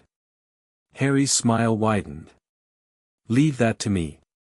The next day, Hogwarts witnessed what would later be known as the Great Snake Incident. During a particularly dull transfiguration lesson, every piece of furniture in the classroom suddenly transformed into various snake sculptures, chairs became coiled cobras, desks twisted into serpentine forms, even McGonagall's blackboard morphed into a writhing mass of tiny snakes. The timing, immediately after Justin Finch-Fletchley accused Harry of showing off in charms, was too perfect to be coincidental. Though no one could prove Harry had done it, he'd been carefully visible at his desk the entire time. Whispers spread through the school like wildfire. It must be Potter. Did you see how those snake statues seem to watch him? I heard he can talk to snakes. Harry neither confirmed nor denied the rumors, maintaining a carefully enigmatic expression whenever the topic arose. Meanwhile, his actual investigation proceeded unnoticed. While everyone watched for dramatic snake magic, Harry was methodically checking the Marauders' map every night, noting unusual movements and compiling lists of suspicious behavior. One name kept appearing in odd places at odd times, Ginny Weasley. She's been acting strange all term, Ron confirmed when Harry mentioned it. Mum thinks it's just first-year nerves, but she's barely spoken 2 words at dinner for weeks. Harry frowned.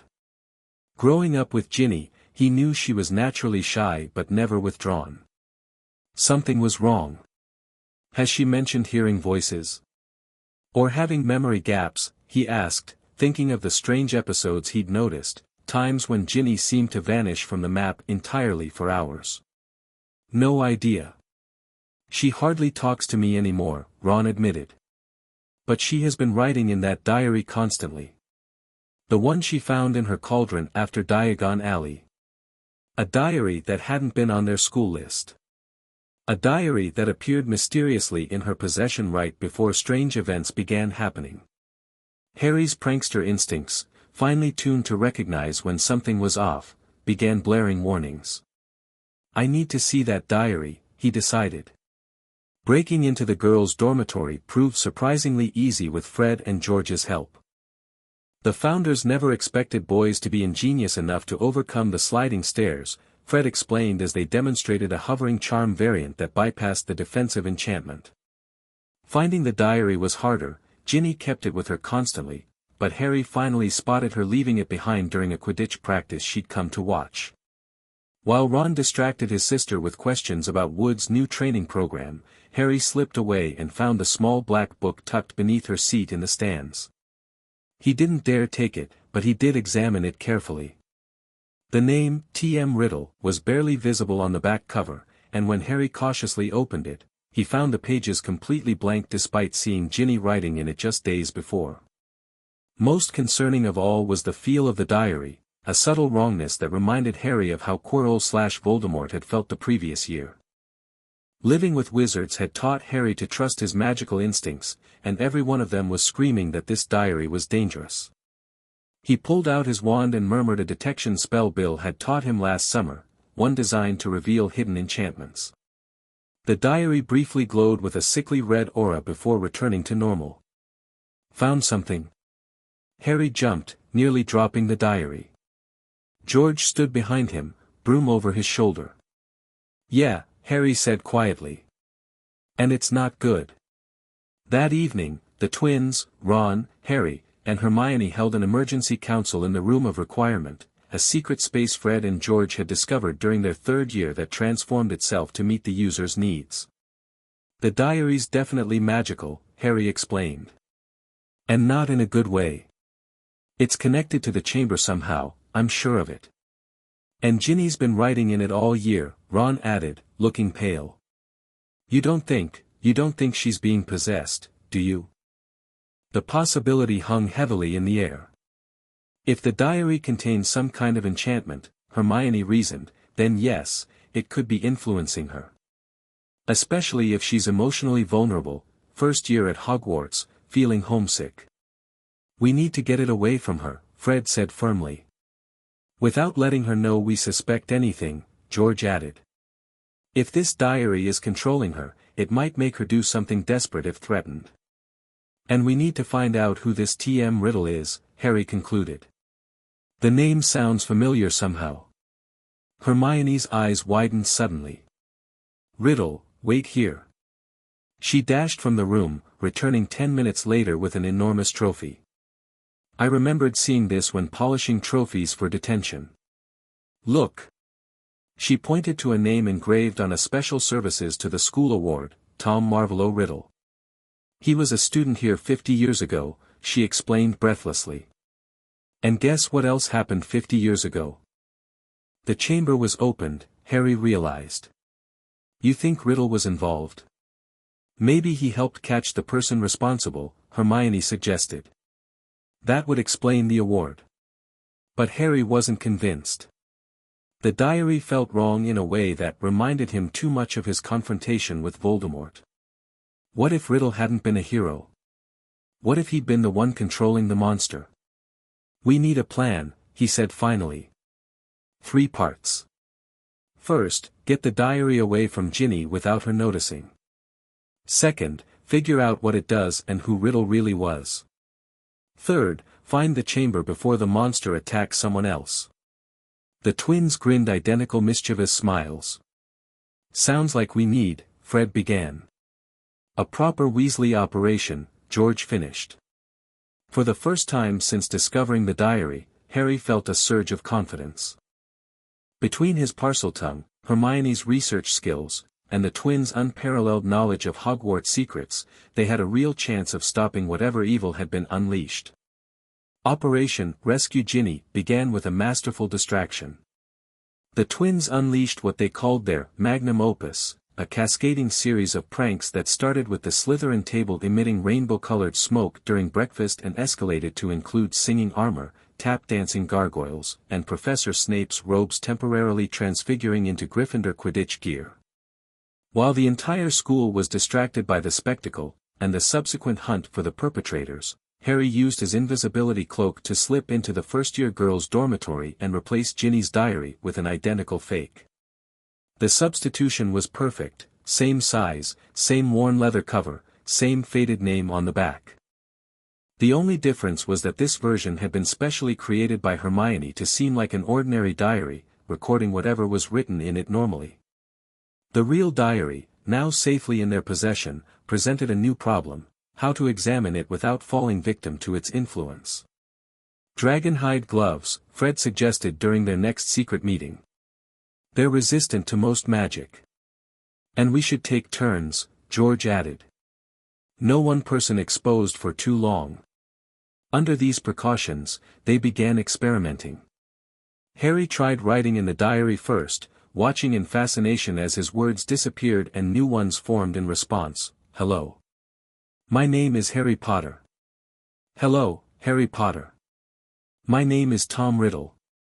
How did you come by my diary? The conversation revealed little. Riddle claimed to have preserved his 16-year-old memory in the diary to lead another, to finish his work of catching the heir of Slytherin, whom he identified as Hagrid. But Harry's instincts told him Riddle was lying. It's too convenient, he told the others. And it doesn't explain why the diary was affecting Ginny. Or why it feels like dark magic, Fred agreed, shuddering slightly as he passed the book back to Harry. That night, Harry had a breakthrough. Looking at the name again, Tom Marvolo Riddle, he suddenly realized why it seemed familiar. On a hunch, he grabbed a piece of parchment and rearranged the letters. Tom Marvolo Riddle became I am Lord Voldemort. It's him, he whispered, staring at the anagram. The diary belongs to Voldemort. The realization explained everything: the diary's dark aura, its ability to possess Ginny, the chamber being opened again. Somehow, a teenage version of Voldemort was using the diary to control Harry's surrogate sister and unleash Slytherin's monster. "We need to destroy it," Harry decided the next morning, showing the others his discovery. "Before it can hurt Ginny or anyone else." "But how?" Hermione asked. "If it's powerful dark magic, ordinary spells won't work.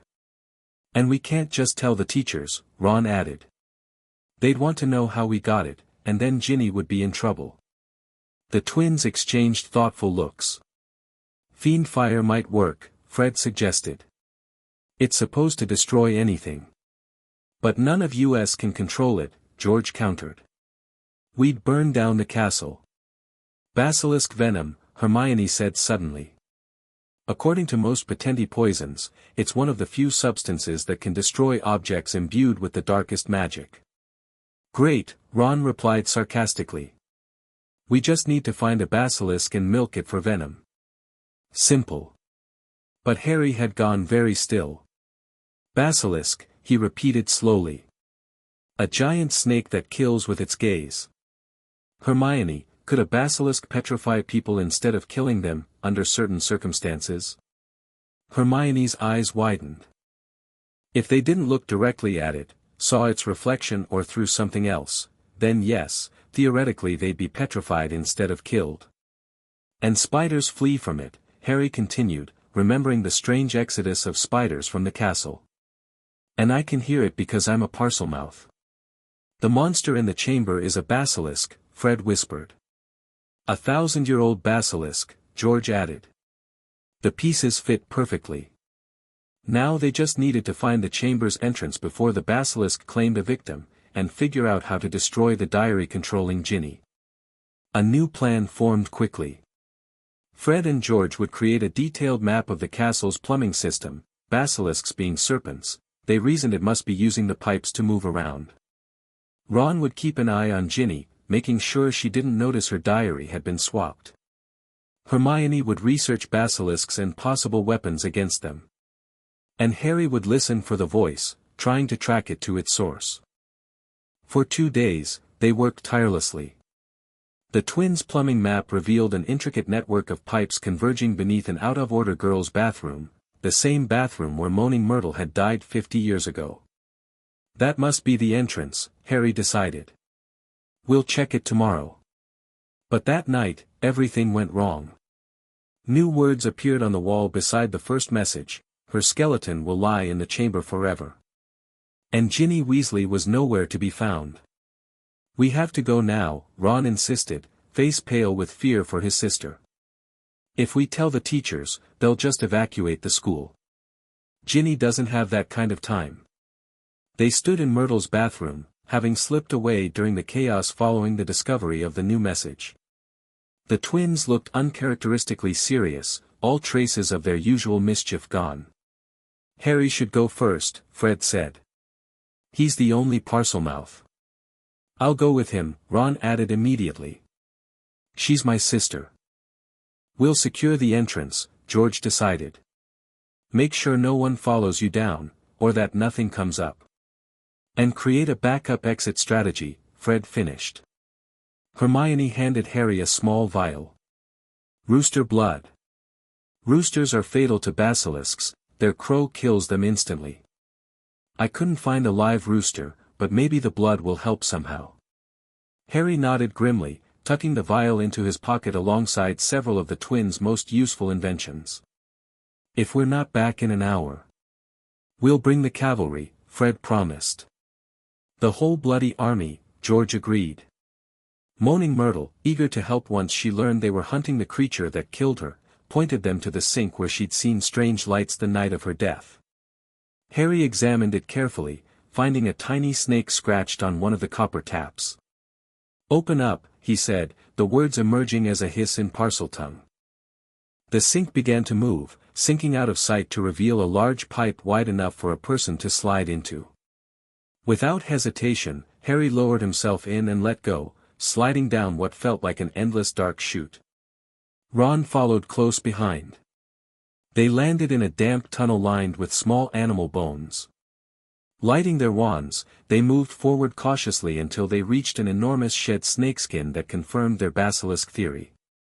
"Must be 20 feet long," Ron whispered, voice cracking slightly.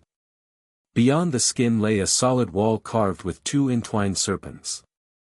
Harry repeated his Parseltongue command, and the snakes parted as the wall cracked open, revealing the Chamber of Secrets.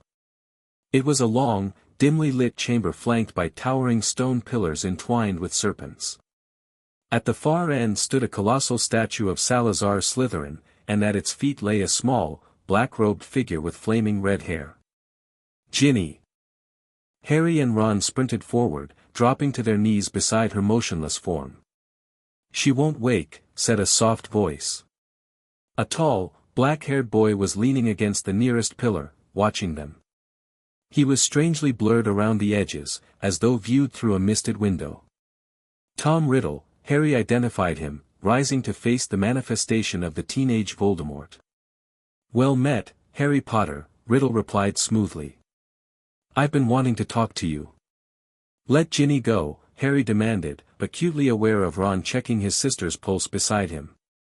"I'm afraid I can't do that. You see, little Ginny has been giving me her soul these past months. Pouring her heart into my diary, sharing all her pitiful worries and woes, and in return, I've been feeding her a bit of my soul. Soon, the process will be complete. She will die, and I will live." As Riddle explained how he'd used Ginny to open the chamber and release the basilisk, Harry subtly reached into his pocket, fingering the various items he'd brought. His mind raced, analyzing the situation the way Fred and George had taught him, looking for weaknesses, for opportunities, for the unexpected angle. "You're the heir of Slytherin," Harry stated, watching Riddle's semi-transparent form. "The real one, not Hagrid." Riddle laughed coldly. "Of course. You think that oaf could open the chamber?" "No, I framed him. It was my word against his, and who would believe him over the brilliant, handsome, orphan Tom Riddle? But why target Muggleborns?" Harry asked, trying to keep Riddle talking while he formulated a plan. "You're half-blood yourself. Your father was a Muggle, I know all about you." Riddle's face contorted with rage.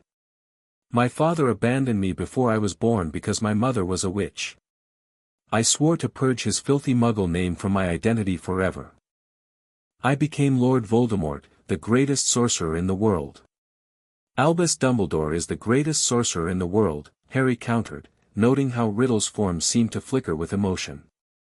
"And you're not even alive. You're just a memory. A memory that will soon be flesh," Riddle hissed. "And after I've finished with you, I'll hunt down your mudblood and blood traitor friends. Those twins who think themselves so clever. I'll make their deaths particularly entertaining." A cold fury filled Harry at the threat to his family. Growing up with the Weasleys had given him something Voldemort never had and could never understand, people he loved enough to die for, and who loved him the same way. "You won't touch them," Harry said quietly. "You couldn't kill me as a baby, and you won't kill me now." Riddle smiled thinly. "Let's test that theory, shall we? Let's match the powers of Lord Voldemort, heir of Salazar Slytherin, against the famous Harry Potter." He turned to the statue of Slytherin and hissed in Parseltongue, "Speak to me, Slytherin, greatest of the Hogwarts Four." The statue's mouth opened wide, revealing a dark tunnel from which something massive was stirring. Harry grabbed Ron's arm. "Run," he shouted. "Don't look at its eyes." They sprinted in opposite directions as the basilisk emerged, an enormous serpent, bright, poisonous green with thick scales. Harry knew a direct fight was impossible. He needed to think like a Weasley, not like a traditional hero. "Kill the boy," Riddle commanded in Parseltongue. The basilisk surged forward, and Harry ran for his life, zigzagging between pillars. He could hear Ron yelling, trying to distract the creature. Desperate, Harry pulled one of the twins' inventions from his pocket, an instant darkness powder bomb, and hurled it at the basilisk's head. The chamber plunged into impenetrable blackness. Harry used the moment of confusion to dart behind a pillar, formulating his next move. The darkness wouldn't last long, but it might blind the basilisk temporarily. Clever, Riddle's voice echoed through the chamber. But futile. My pet doesn't need sight to find you. It can smell your fear. As the darkness began to dissipate, Harry noticed something he'd missed before, a small drainage grate near the chamber wall. Following the twins' plumbing map in his mind, he realized it connected to a narrow maintenance tunnel that might be too small for the basilisk to follow. Ron, he called. The grate. Get Ginny to the grate. While Ron dragged his sister toward the possible escape route, Harry prepared for the most dangerous part of his plan.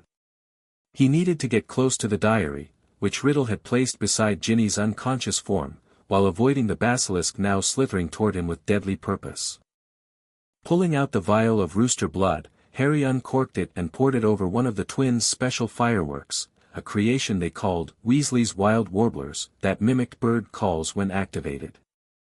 It wasn't a real rooster crow, but combined with the blood, it might be enough to hurt or at least distract the basilisk. Over here! Harry shouted, drawing both Riddle's and the basilisk's attention as he sprinted across the chamber, deliberately away from Ron and Ginny. The massive serpent lunged. Harry dove behind a pillar, the basilisk's enormous head smashing into stone where he'd stood seconds before. In the moment of the creature's confusion, Harry lit the blood-soaked firework with his wand and threw it directly at the basilisk's face. The explosion was spectacular. Red and gold sparks erupted with a cacophony of magnified bird calls, including, by sheer luck, something close enough to a rooster's crow. The basilisk reared back, thrashing in obvious pain as the blood-infused magic made contact with its scales. "What are you doing?"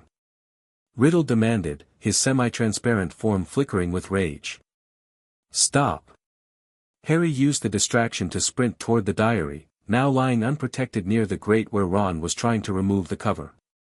The basilisk, partially blinded but still deadly, recovered and lunged again. "Harry, catch!" Ron shouted, tossing something long and silvery. It was a sword, encrusted with rubies, its blade gleaming in the chamber's dim light. Harry didn't question where it had come from, he simply caught it and, in one fluid motion, drove it through the diary still lying on the stone floor.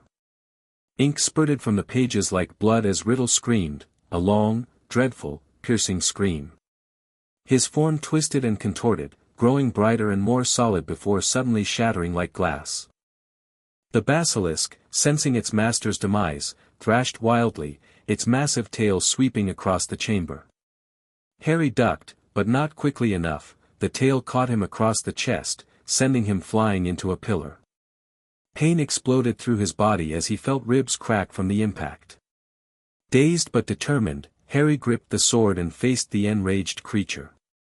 The basilisk, now without guidance, struck blindly, its fangs gleaming with venom. In that moment, Harry understood something the twins had taught him years ago: sometimes you have to embrace the chaos. Instead of backing away, he lunged forward, directly into the basilisk's path.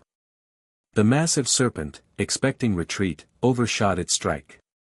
Harry swung the sword upward with all his strength, driving it through the roof of the basilisk's mouth and into its brain. But even as the creature died, one poisoned fang sank deep into Harry's arm. White-hot pain spread rapidly as he staggered back, the sword falling from his grasp. He dropped to his knees, pulling the fang from his flesh as the basilisk collapsed beside him, dead. "Harry!" Ron's voice seemed distant as he appeared at Harry's side, supporting him as the venom worked its way through his system. "The diary," Harry mumbled, vision blurring. "Is it destroyed?" "Completely," Ron confirmed. "And look, Ginny's waking up." Indeed, color was returning to Ginny's face as she stirred feebly, looking around in confusion and horror. "Ron. Harry. What, oh." She burst into tears as memories flooded back. "I tried to tell you at breakfast, but I couldn't with Percy there. It was me, but I swear I didn't mean to. Our Riddle made me." "We know," Harry assured her, his voice weak as the poison spread. "It wasn't your fault." Ginny's eyes widened as she noticed the blood soaking Harry's robes. "You're hurt." "Bit of a problem," Harry admitted, feeling oddly detached as numbness replaced pain. Growing up with the twins had taught him to face death with a certain irreverence. Basilisk venom. No known cure except. A sudden burst of flame illuminated the chamber. Fawkes, Dumbledore's phoenix, circled once before landing beside Harry. The beautiful scarlet bird bent its head over Harry's wound, and thick, pearly tears fell onto the puncture. Almost immediately, the pain receded. Harry watched in amazement as the wound closed, the venom neutralized by the powerful healing magic of phoenix tears. "Brilliant," he whispered. "Absolutely brilliant." As they made their way back through the tunnel, Harry supporting Ginny while Ron carried the destroyed diary and sword, Harry couldn't help but smile despite their ordeal. They'd faced Voldemort again and survived. They'd saved Ginny. And most importantly, they'd done it their way, with courage, friendship, and just a touch of Weasley chaos. Fred and George were waiting anxiously at the entrance, wands raised and surrounded by what appeared to be the entire staff of Hogwarts. "Told you we'd bring the cavalry," Fred said weakly as they emerged. "Took your time about it," Harry replied with a grin. As Dumbledore ushered them toward his office, the twins fell in step beside Harry. "That sword," George whispered, nodding at the ruby-encrusted weapon Ron still carried. "That's Godric Gryffindor's. Only appears to a true Gryffindor in a moment of need," Fred added. Harry glanced at the magnificent weapon. "Good timing, then. And the whole school knows you're a Parselmouth now," George continued. "But they also know you used it to save Ginny." "From a 1,000-year-old basilisk," Fred emphasized. "Which officially makes you the greatest prankster Hogwarts has ever seen," they finished together. Who else could convince an entire school they're the heir of Slytherin as a diversion? Harry laughed despite his exhaustion. Growing up as the twins' protégé had prepared him for many things, but even they couldn't have anticipated how their lessons in chaos would help him defeat the heir of Slytherin himself. In Dumbledore's office, explanations flowed like butterbeer. Harry recounted everything, from Dobby's warning to the diary's possession of Ginny to the final confrontation in the chamber. He carefully emphasized Ginny's innocence and downplayed his own rule-breaking, a skill perfected through years of Weasley-inspired mischief. "What interests me most," Dumbledore said when Harry had finished, "is how Lord Voldemort managed to enchant Ginny, when my sources tell me he is currently in hiding in Albania." "The diary," Harry explained. "Riddle wrote it when he was 16. It had a memory of him stored inside." Dumbledore's expression grew grave. "A memory with the power to act independently. To possess another. That is, most concerning." He examined the ruined diary carefully, a troubled look in his eyes. When he finally spoke again, his voice was gentler. "I think you've all shown extraordinary courage and resourcefulness. Few adult wizards could have faced what you did tonight and emerged victorious. 50 points will be awarded to each of you, and special awards for services to the school." His blue eyes twinkled suddenly. "Though perhaps, Mr. Potter, we might keep certain aspects of your investigative methods between ourselves." Harry grinned sheepishly. "Probably for the best, Professor." Later that night, after a feast that lasted until dawn and during which Hagrid returned from Azkaban, where he'd been unjustly sent following the attacks, Harry found himself surrounded by his Weasley family in the Gryffindor common room. Percy, setting aside his prefect dignity for once, had actually hugged Harry for saving Ginny. Ron was busy recounting their adventure to an awestruck audience. And Ginny, though still shaken, managed a small smile when Harry sat beside her. "I was so scared you wouldn't want anything to do with me," she admitted quietly. "After what I did." "What Riddle did," Harry corrected firmly. "Besides, after growing up with Fred and George, it takes more than a little basilisk rampage to scare me off." She laughed despite herself. "Thank you. For coming after me. For not giving up." Your family, Jin, Harry said simply. That's what we do. The twins appeared, plopping down on either side of them with butterbeers in hand. To our little brother, Fred proposed, raising his bottle. The boy who pranked Voldemort. Twice, George added proudly. As they clinked bottles, Harry felt a warm contentment that had nothing to do with butterbeer and everything to do with belonging. Voldemort had underestimated him again, just as he had when Harry was a baby. He'd expected to face a traditional hero, instead, he'd encountered the chaos of a boy raised by the Weasley twins. And chaos, as it turned out, was Voldemort's greatest weakness. Chapter 3, Time for Chaos. Summer at the Burrow should have been peaceful after the Chamber of Secrets ordeal. No more possessed diaries, no more basilisks, no more ghostly teenage Dark Lords.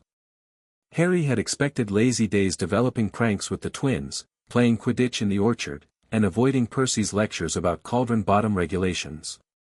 Normal stuff. Boring stuff. He should have known better. Sirius Black has escaped from Azkaban. The Daily Prophet headline screamed across the breakfast table on a muggy July morning.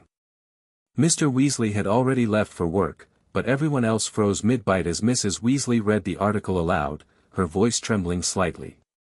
Considered extremely dangerous, first person ever to escape the wizard prison, special security measures at Hogwarts. Harry glanced at the twins, who were exchanging meaningful looks across their toast. Even they weren't smiling, which meant this was serious business. Who's Sirius Black? Harry finally asked, breaking the tense silence. Mrs. Weasley's face paled. She set down the paper, hands shaking. He's a murderer, Percy supplied, adjusting his glasses importantly. Killed 13 people with a single curse. Supporter of you-know-who. Percy. Mrs. Weasley scolded, throwing a worried glance at Harry. Harry frowned. Why's everyone looking at me like that? What aren't you telling me? Fred cleared his throat. Black was supposedly, your parents' friend, George finished quietly. The kitchen went deadly silent. Harry felt his stomach drop. He betrayed them to Voldemort, Fred continued, ignoring his mother's wince at the name. Least that's what Dad told us. Mrs. Weasley sighed heavily. We weren't going to tell you yet, dear.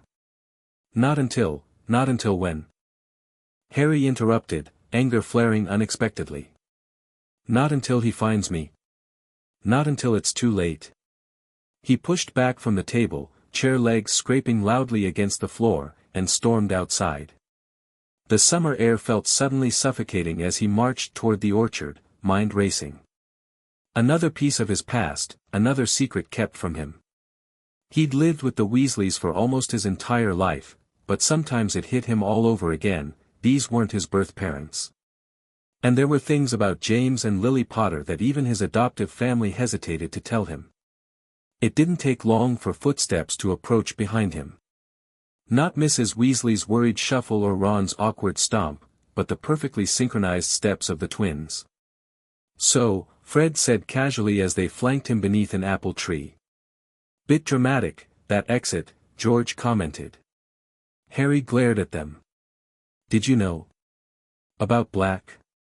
The twins exchanged one of their silent communications. Knew he was in Azkaban, Fred admitted.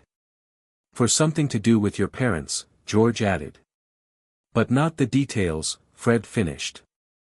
Harry picked up a fallen apple and hurled it as hard as he could across the orchard. Why doesn't anyone ever tell me these things? He was their friend. He betrayed them. And I'm just supposed to, find out from the newspaper. Fair point, Fred conceded. But consider this, George said thoughtfully. Would knowing earlier have changed anything? Harry opened his mouth to argue, then stopped. It was a frustratingly good question, the kind the twins often used to defuse his rare but intense bursts of temper. Maybe not, he admitted. But I still should have been told. Can't argue with that, Fred agreed. So what are you going to do about it? George asked. This was another classic twin tactic, redirecting his anger toward action. Harry took a deep breath, mind already shifting from frustration to planning mode. Learn everything I can about him, he decided. Figure out why he escaped now. And be ready if he comes for me. That, Fred said with a hint of his usual grin, sounds like a proper plan. And we know just where to start, George added, his eyes lighting up with that familiar mischievous gleam. Harry felt his own smile returning. Whatever secrets were being kept from him, whatever dangers lurked ahead, he had something Sirius Black and Voldemort would never understand, a family of chaos-loving redheads who taught him that the best defense wasn't just magic, but unpredictability. Let's get to work, he said. The remainder of summer passed in a blur of research and preparation. Mr. Weasley, finally relenting to Harry's persistent questions, shared what he knew about Sirius Black, how he'd been James Potter's best friend, how he'd supposedly been their secret keeper under the Fidelius charm, how he'd laughed maniacally after murdering Peter Pettigrew and 12 muggles in broad daylight. The worst part, Arthur said gravely, his usual cheerful expression absent, is that he was like a brother to your father. Best man at their wedding. Your godfather, actually. Harry felt like he'd been punched in the stomach. My godfather? And he just betrayed them. Arthur nodded sadly. Some people just go bad, Harry. And you know who had ways of turning even the seemingly most loyal. Late that night, Harry found himself unable to sleep, staring at the photo album Hagrid had given him after his first year. There was his father, arm thrown casually around a handsome, laughing young man with long dark hair. Sirius Black, before Azkaban, before betrayal, looking for all the world like he'd die for James Potter rather than deliver him to Voldemort. A soft knock interrupted his thoughts. The door creaked open to reveal Fred and George, both carrying suspiciously bulging pillowcases. Midnight Council of War? Fred suggested. Brought supplies, George added, dropping his pillowcase to reveal chocolate frogs, Bertie Bott's every flavor beans, and what looked suspiciously like a bottle of Ogden's Old Fire whiskey. Harry raised an eyebrow at the bottle. Medicinal purposes only, Fred insisted. For research, George clarified. Despite everything, Harry felt a smile tugging at his lips. Research into what, exactly? The twins plopped down on either side of him, peering at the photo album. Into your father, Fred said, suddenly serious. And his friends. The famous marauders, George added. Harry looked up sharply. The who? Fred and George exchanged identical grins before pulling something from Fred's pillowcase, a familiar piece of worn parchment that Harry recognized immediately. The map, Harry breathed. What about it? We've been thinking, Fred began, ever since you told us about that little adventure in the chamber. About legacies, George continued. And how some things skip a generation. Or don't, Fred added meaningfully. Get to the point, Harry prompted, though he was starting to get an inkling of where this was heading. George tapped the map solemnly. We've figured out who created this magnificent artifact. Fred nodded. The greatest pranksters Hogwarts ever knew. Until us, of course, George clarified modestly. And potentially you, Fred added with a wink. Harry's heartbeat quickened. Who? In unison, the twins recited, Messrs. Mooney, Wormtail, Padfoot, and Prongs, purveyors of aids to magical mischief makers. And? Harry prompted. And, Fred said dramatically, we have reason to believe that Prongs was none other than James Potter. The world seemed to tilt slightly. My dad. My dad created the map. George nodded solemnly. Your dad was a legendary prankster, Harry. And these four, he tapped the map again, they were inseparable at Hogwarts. Which means, Fred continued, the others were his best friends. Sirius Black would be one of them, Harry realized, a cold weight settling in his stomach. We think he was Padfoot, George confirmed. Based on old detention records we borrowed from Filch's office. Harry stared at the map with new eyes. His father's creation. His legacy. Not just the boy who lived, but the son of a marauder. Something clicked into place, a missing piece of his identity he hadn't even realized was absent. "There's more," Fred said, pulling out a small, leather-bound notebook. "We've been collecting stories. About the marauders. Their pranks. Their magic. They were brilliant," George emphasized. "Created spells no one had seen before. Managed magical feats that should have been impossible for students." Harry took the notebook with reverent hands. Inside were meticulously documented pranks, spell innovations, and achievements, all attributed to the mysterious marauders. "Where did you get all this?" he asked, flipping through pages of extraordinary magical mischief. "Bits and pieces," Fred shrugged. "Old professors let things slip. Hagrid's quite chatty after his third tankard," George added. "Even McGonagall gets nostalgic sometimes," Fred continued. "Though she tries to hide it." Harry ran his fingers over a description of how the marauders had enchanted the Slytherin common room to fill with bubbles that turned anyone they touched temporarily into canaries. His father had done this. Created this magic. Led these adventures. "Thank you," he said quietly. This means a lot." The twins nodded, understanding perfectly. Growing up as Harry Potter meant living under the weight of a legacy he barely understood, the boy who lived, the child of James and Lily Potter. But the Weasleys had given him more than just a loving home, they'd helped him connect with his birth parents in ways no history book or memorial could. "One more thing," George said, reaching into his pocket and pulling out a small, wrapped package. "Early birthday present," Fred explained. "Since we'll be in Egypt on the actual day." Harry unwrapped it to find a small bronze pocket watch with intricate engravings around the edges. "It's a mischief timer," George explained proudly. "Our own invention," Fred added. "Synchronized with the map. Shows you patrol schedules, optimal prank timing, and when someone's approaching," George continued. "So you'll always be one step ahead," Fred finished. Harry turned the watch over in his hand, noting the tiny inscription on the back, "To the son of prongs, from the next generation of mischief makers." "Perfect," he said simply, slipping it onto his wrist. As the night deepened into comfortable conspiracy, Harry felt something shift inside him. Sirius Black might be coming for him. The man who betrayed his parents might be hunting him down. But Harry wasn't defenseless or unprepared. He was the son of prongs, raised by the Weasley twins. And he had his own legacy of chaos to live up to. The Weasleys' trip to Egypt to visit Bill came at the perfect time. Winning the Daily Prophet Grand Prize Galleon draw couldn't have been better timed, giving the whole family a chance to escape the increasingly oppressive atmosphere following Black's escape.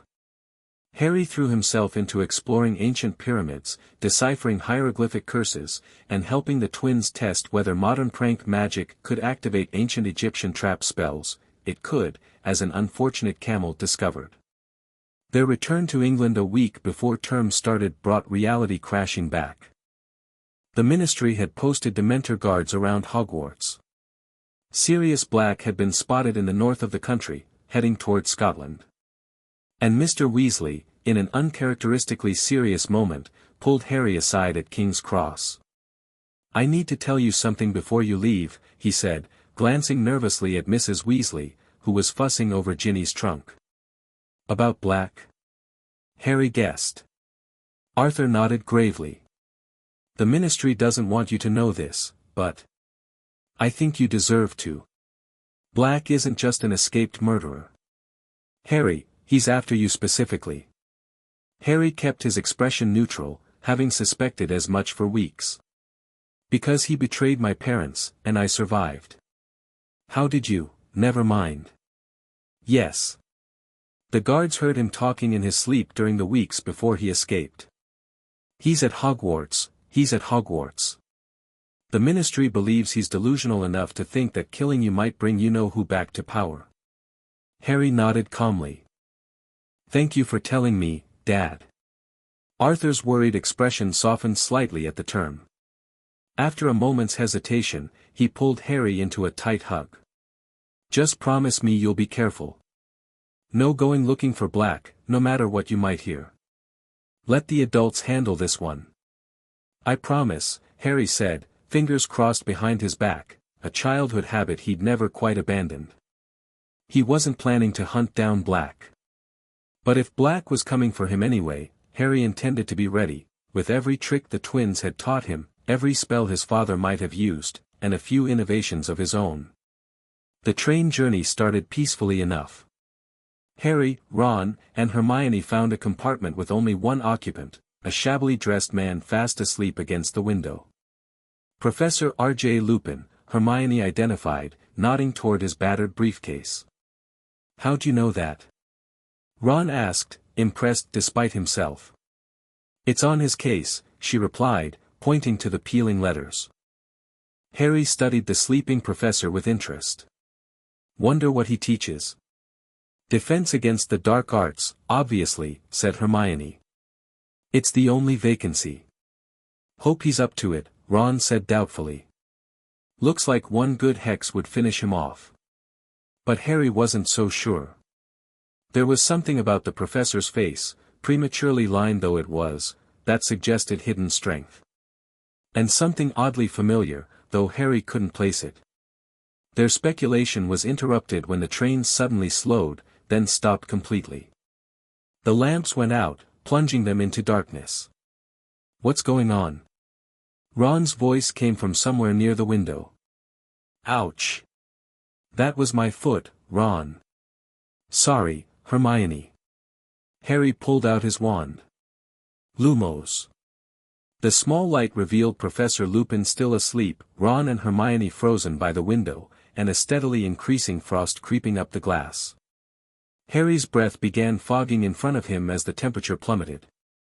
And then he saw it, a tall, hooded figure gliding outside their compartment, its face hidden beneath its hood, its breath a rattling death rattle that seemed to suck all warmth and happiness from the air. The compartment door slid slowly open. Harry felt a cold so intense it seemed to freeze his insides. Distant screaming filled his ears, a woman's voice, pleading, terrified. His vision tunneled, darkness creeping in from the edges as the screaming grew louder. Harry! Harry! Someone was slapping his face. Harry opened his eyes to find himself on the floor, Hermione and Ron kneeling beside him, Professor Lupin standing over them all. Are you all right? Hermione asked anxiously. What happened? Harry mumbled, sitting up shakily. Who screamed? No one screamed, Harry, Ron said, looking thoroughly unnerved. Professor Lupin broke a large slab of chocolate into pieces, handing the largest to Harry. Eat this. It'll help. Harry took the chocolate but didn't eat it immediately. What was that thing? A Dementor, Lupin answered grimly. One of the guards of Azkaban. It was searching the train for Sirius Black. He crumpled the chocolate wrapper. Eat. It really does help. I need to speak with the driver. After he left, Harry finally bit into the chocolate, feeling warmth spread through him. Was I the only one who collapsed? Ron and Hermione exchanged uncomfortable glances. I felt weird, Ron admitted. Like I'd never be cheerful again. But you went rigid and fell out of your seat. Started twitching. Professor Lupin stepped over you and pulled out his wand, Hermione continued. He said, none of us is hiding Sirius Black under our cloaks. Go. But the Dementor didn't move, so he muttered something silver shot out of his wand and drove the Dementor away. Harry absorbed this, mind racing. He'd heard his mother, he was certain. Her last moments, pleading with Voldemort. The chocolate suddenly tasted like ash in his mouth. When Lupin returned, he found Harry staring out the window, expression unreadable. I didn't poison the chocolate, you know, he said with a small smile. Harry turned. Sorry. Just thinking. Professor, how do you fight those things? The Dementors? Something flickered in Lupin's eyes, surprise, then calculation, then a hint of what might have been pride. There is a spell, he said carefully. Very advanced magic. The Patronus charm. Could you teach me? Harry asked immediately. Lupin seemed taken aback by the directness of the question. It's far beyond OWL level, Harry. Most adult wizards struggle with it. I need to know, Harry insisted. If they're guarding Hogwarts, if they affect me this badly. Lupin studied him for a long moment, a strange expression crossing his face. You know, you remind me very much of your father when you say things like that. James never backed down from a magical challenge either. He smiled faintly. Very well. We can arrange lessons after term begins. Harry felt a surge of satisfaction. If Dementors were guarding Hogwarts, if Black had to get past them to reach him, then he needed to understand their weaknesses. It was a principle Fred and George had drilled into him years ago: know your enemy's vulnerabilities before they discover yours. Hogwarts seemed different with Dementors gliding at its boundaries. Even the twins' usual start-of-term pranking spree, which this year involved enchanting the suits of armor to complement Slytherins on their lovely green complexions, couldn't fully dispel the chill that had settled over the castle. Harry's first defense against the dark arts lesson with Professor Lupin, however, proved surprisingly engaging. Instead of textbooks and lectures, Lupin led them to the staff room to face a boggart, a shapeshifter that transformed into whatever the person facing it feared most. The charm to repel a boggart is simple, yet requires force of mind, Lupin explained. You see, what really finishes a boggart is laughter. You need to force it to assume a shape you find amusing. We practice the charm without wands first. Repeat after me, ridiculous. Ridiculous, the class repeated. Harry listened intently, wondering what the boggart would become for him. Voldemort? Basilisk? The thought of turning Voldemort into something ridiculous was oddly appealing. But when Harry stepped forward, Professor Lupin jumped between him and the boggart. Here! Lupin shouted. The boggart immediately transformed into a silvery white orb hanging in the air. Lupin lazily flicked his wand and murmured, ridiculous. The orb became a deflating balloon that zipped around the room before Neville delivered the final blow, turning the boggart Snape into his grandmother's clothes one last time. Afterward, Harry approached Lupin. Professor, why didn't you let me face the boggart? Lupin gave him a penetrating look. I assumed it would take the form of Lord Voldemort. Harry blinked, surprised by both the assumption and Lupin's casual use of the name. I did think of Voldemort first, he admitted. But then I remembered the Dementor on the train. I see, Lupin said thoughtfully. That suggests what you fear most is fear itself. Very wise, Harry. He smiled slightly. Though I'm impressed you considered how to make Voldemort look ridiculous. What did you have in mind? Harry grinned. His head on a spring, maybe. Or giving him one of those muggle clown noses that honk when you squeeze them. Lupin burst out laughing, a genuine, full-throated laugh that made him look years younger. James would have approved entirely, he said, wiping his eyes. Your father once enchanted a portrait of Salazar Slytherin to sing Muggle disco songs whenever Filch walked past. Took the staff 3 days to figure out how to reverse it. Harry felt a now familiar thrill at this new scrap of information about his father. Did you know him well, then? My dad. Something complicated passed over Lupin's face, a mixture of pain, fondness, and what might have been guilt. Yes, he said quietly. James was one of my best friends. Harry's heart skipped a beat. You were at Hogwarts together? Lupin nodded. 7 years in the same dormitory tends to create strong bonds. He glanced at his watch. I'm afraid I have another class shortly, but, perhaps during our Patronus lessons, I could tell you more about him. And your mother? Lily was exceptionally talented, particularly at charms. I'd like that, Harry said, mind already whirling with questions. Another connection to his parents, and not just any connection, but one of their closest friends. As he left the classroom, Harry couldn't help wondering, if Lupin had been such good friends with his father, had he also been friends with Sirius Black? And why hadn't he ever reached out to Harry before now? October brought the first Hogsmeade weekend, and Harry's first major frustration of the term. Despite multiple attempts to convince various Weasleys to forge a permission slip, Fred and George had been willing but doubtful of success. McGonagall remained adamant, no signed form from a guardian, no village visits. "Sorry, Potter. That's my final word," she said, adjusting her spectacles. "Perhaps you should focus on your studies instead."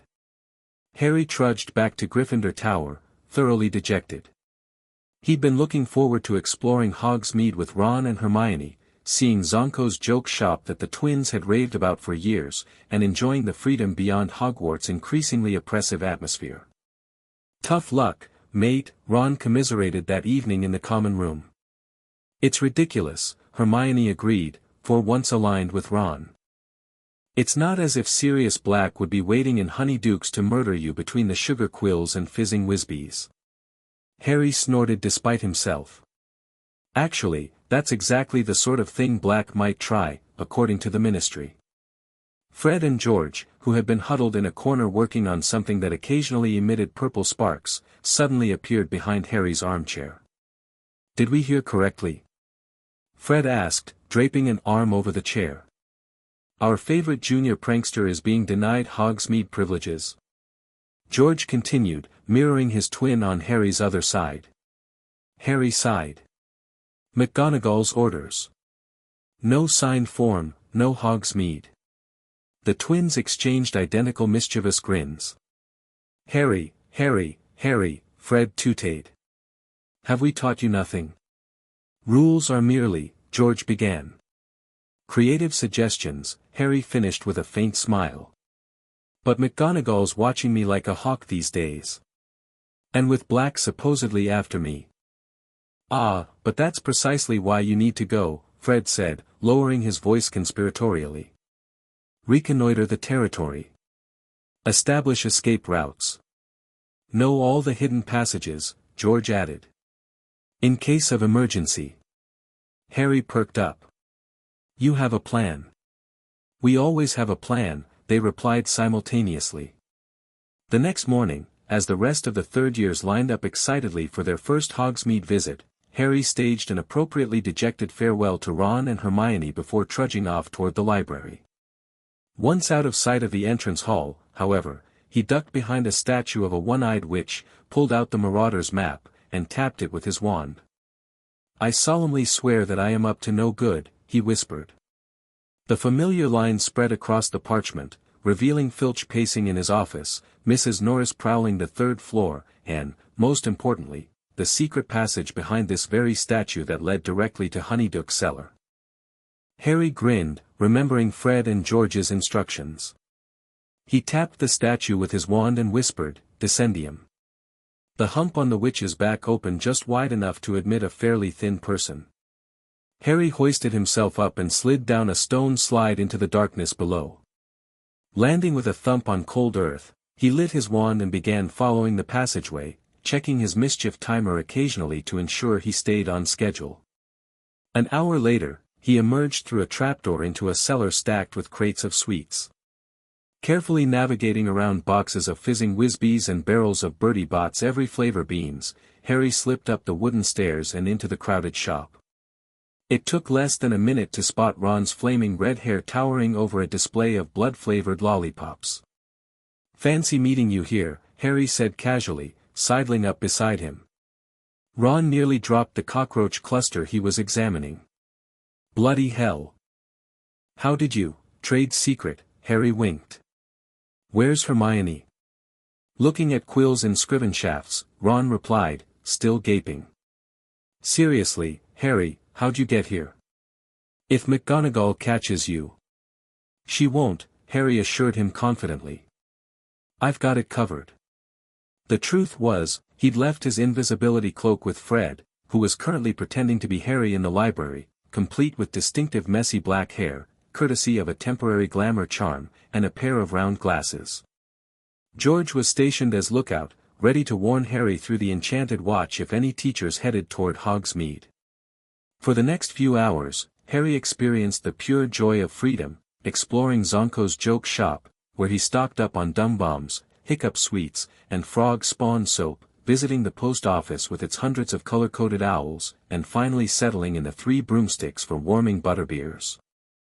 They were on their second round when the pub door opened, bringing a gust of cold wind and several Hogwarts professors, McGonagall, Flitwick, Hagrid, and, to Harry's horror, the Minister of Magic himself, Cornelius Fudge. "Quick!" Hermione hissed, shoving Harry under the table. Ron quickly used a Christmas tree beside their table as additional cover while Hermione levitated their coats to provide further concealment.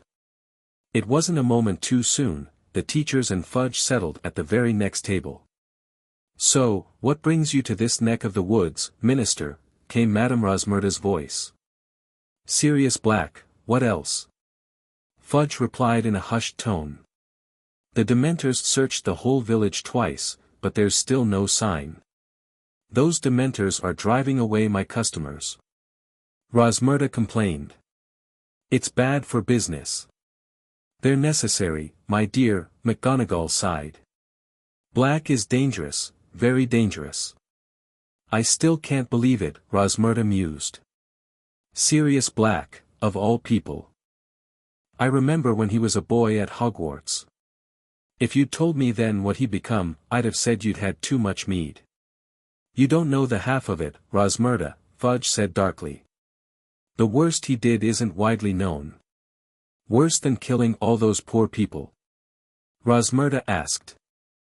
"I certainly think so," Fudge confirmed. "I can't believe you haven't heard, Rosmerta." Professor McGonagall's voice was barely above a whisper. "The Potters made Black their secret keeper. He was their closest friend. Everyone thought Black would die rather than betray them, but you-know-whose powers convinced him otherwise. After you-know-who fell, Sirius realized he'd be hunted by Aurors.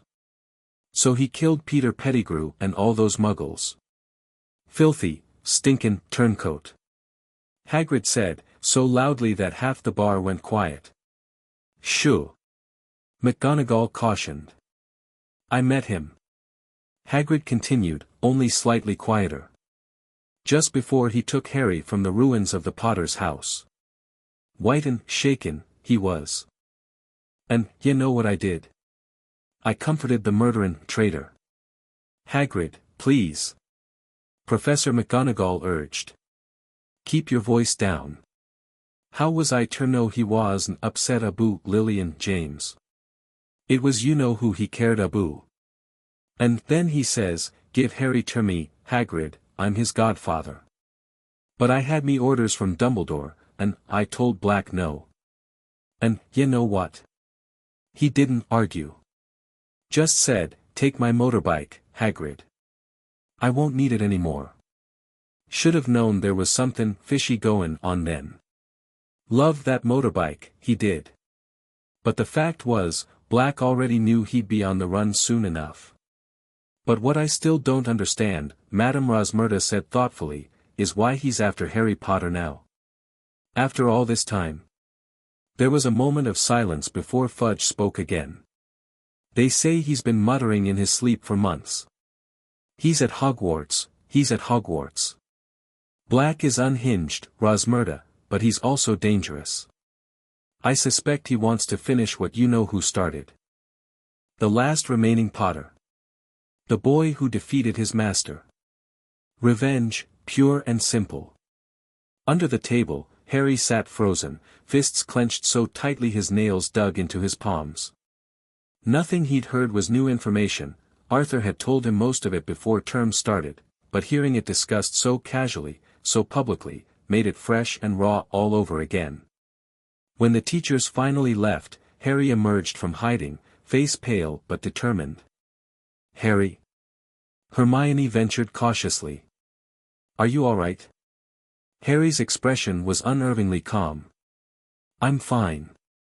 "You don't look fine, mate," Ron said worriedly. Harry stood abruptly. I need to get back to the castle. As they walked back through the snowy village, Hermione tried again. Harry, please don't do anything stupid. Like what? He asked flatly. Like try to go after Black, she clarified, eyes wide with concern. Harry halted, turning to face his friends.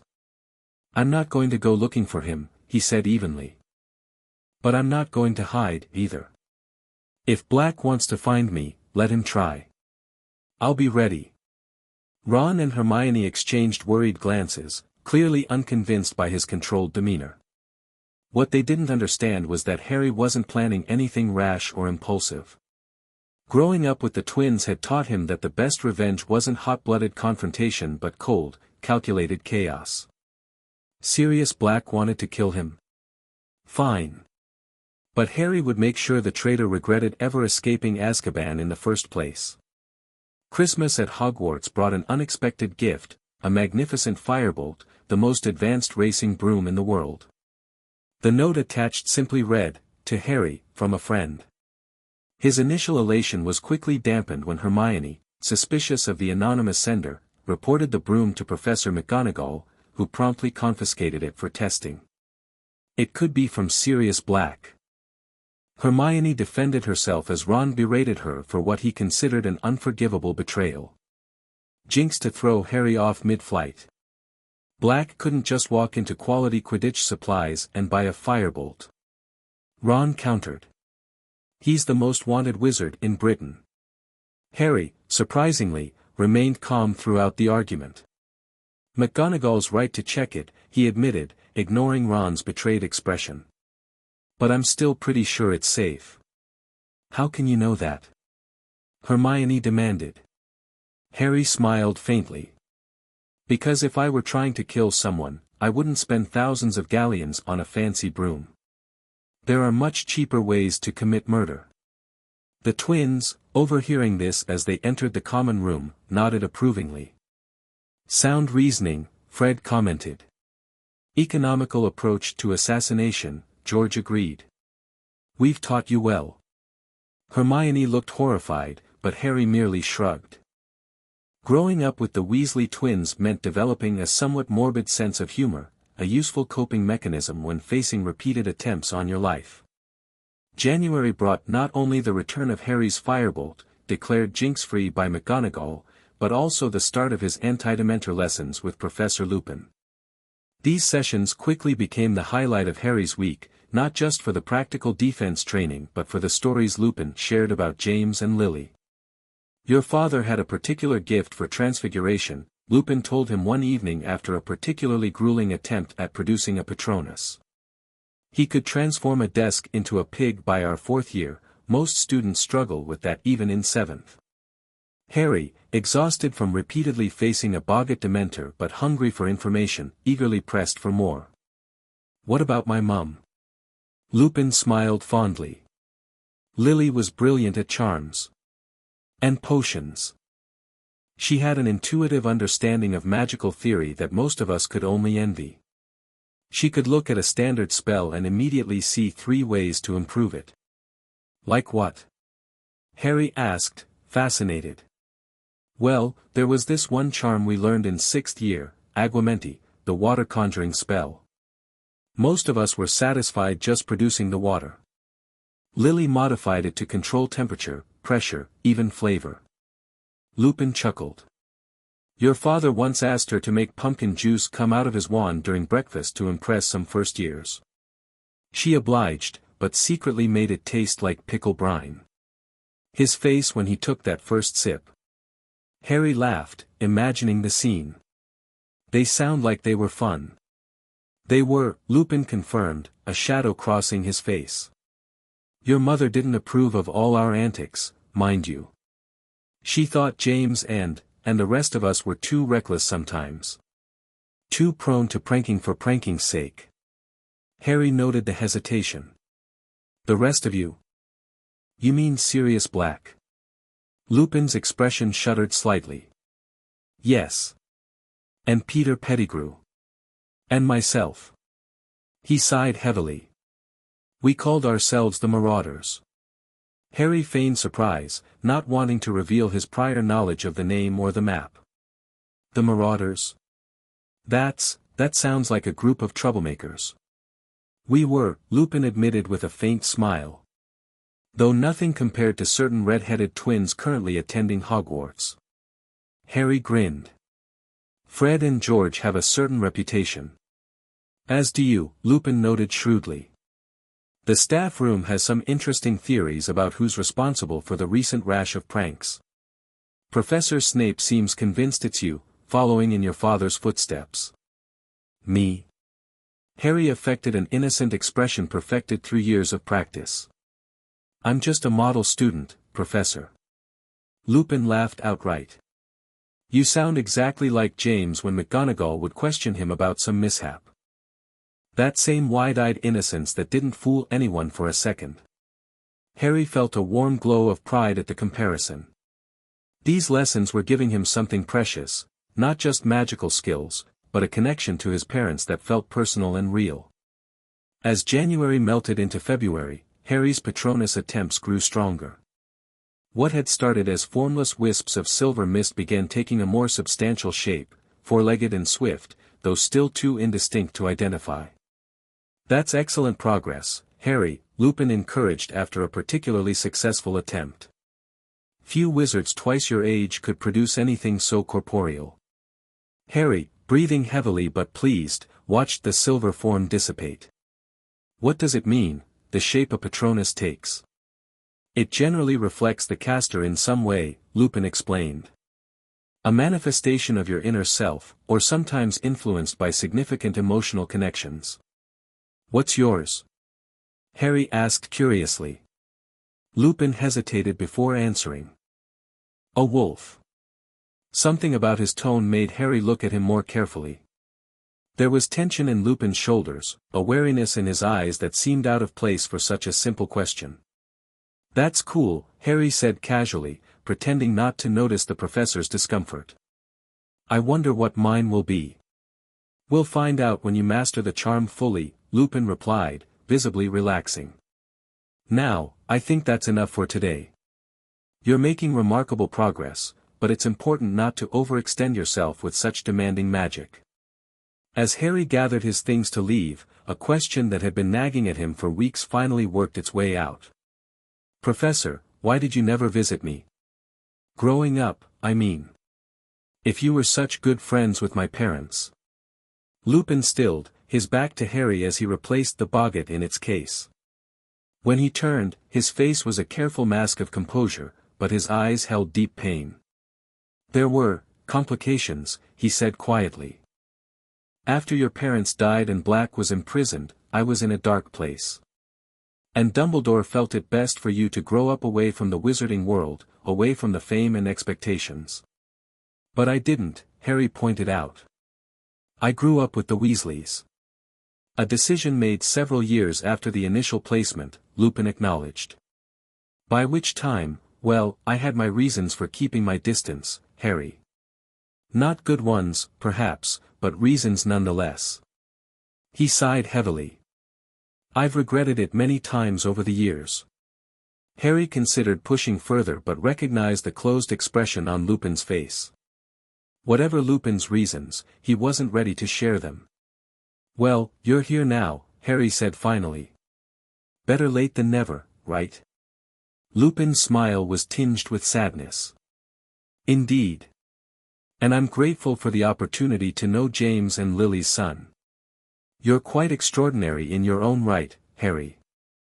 As Harry left the classroom, he couldn't shake the feeling that Lupin was hiding something important, something that might explain not only his absence from Harry's childhood but also his complicated relationship with the other Marauders. Including Sirius Black. Late one February night, Harry jolted awake to the sound of screaming. For a disoriented moment, he thought he was back in the Chamber of Secrets, but then recognized Ron's terror-stricken voice from the next bed. Black. Sirius Black. With a knife. The dormitory erupted into chaos. Dean Thomas lit his lamp, revealing Ron sitting up in bed, hangings torn, face white with shock. Footsteps thundered up the stairs as Percy burst in, demanding to know what was happening. It was Black.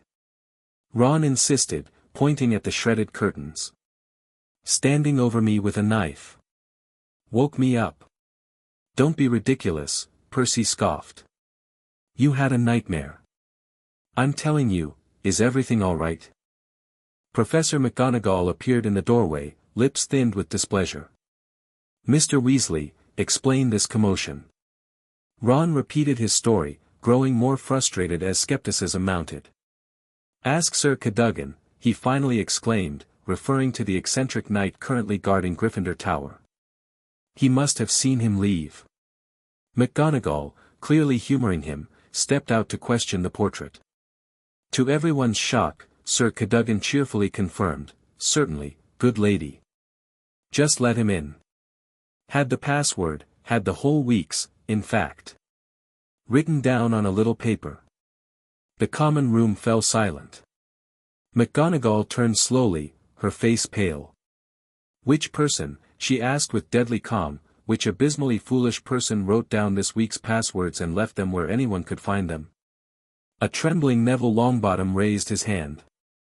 After a thorough but fruitless search of the castle, the facts became clear. Sirius Black had indeed entered Gryffindor Tower, somehow evaded detection by the Dementors, and gone directly to the third-year boys' dormitory, to Ron's bed specifically, which happened to be next to Harry's. He must have gotten confused in the dark, Hermione reasoned the next morning over breakfast. The curtains were drawn, he couldn't see which was yours. Harry nodded absently, mind racing through possibilities.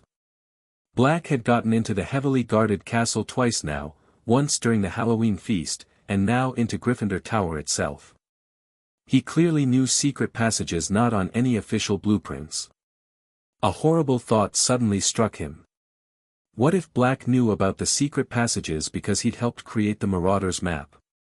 Harry pulled the map from his pocket, studying it with new suspicion. If Black had been Padfoot, as the twins suspected, then he would know every passage documented on the parchment. Every hiding place, every shortcut. Harry? Ron prompted, noticing his distraction. You all right? Fine, Harry replied automatically. Just thinking. That evening, he raised his concerns with the twins in a hastily convened meeting behind the statue of Gregory the Smarmy. If Black helped create the map, Harry reasoned, then he knows everything on it. All the passages, all the hiding places. Fred and George exchanged unusually serious looks. Possible, Fred acknowledged. But that doesn't explain how he's getting past the Dementors, George pointed out. Or why he went for Ron's bed instead of yours, Fred added. Harry paced the small space. Maybe he wasn't after me at all. Maybe he was looking for something else. Like what? The twins asked simultaneously. I don't know, Harry admitted. But think about it, he could have killed me at Halloween when the castle was nearly empty. Why wait? Why target Ron's bed specifically? The three of them fell silent, considering the implications. We need more information, George finally decided. About Black, Fred agreed. About what really happened 12 years ago. And we need a way to track him, Harry added, an idea forming. The map shows everyone in the castle, but what if we modified it? Made it alert us specifically if Black appears. The twins' eyes lit up with identical gleams of interest. Brilliant, Fred breathed.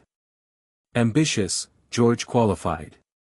Map modification is complex magic.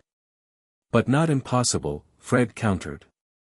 For the next week, they worked tirelessly in their spare time, reverse engineering the map's enchantments and experimenting with alarm spells.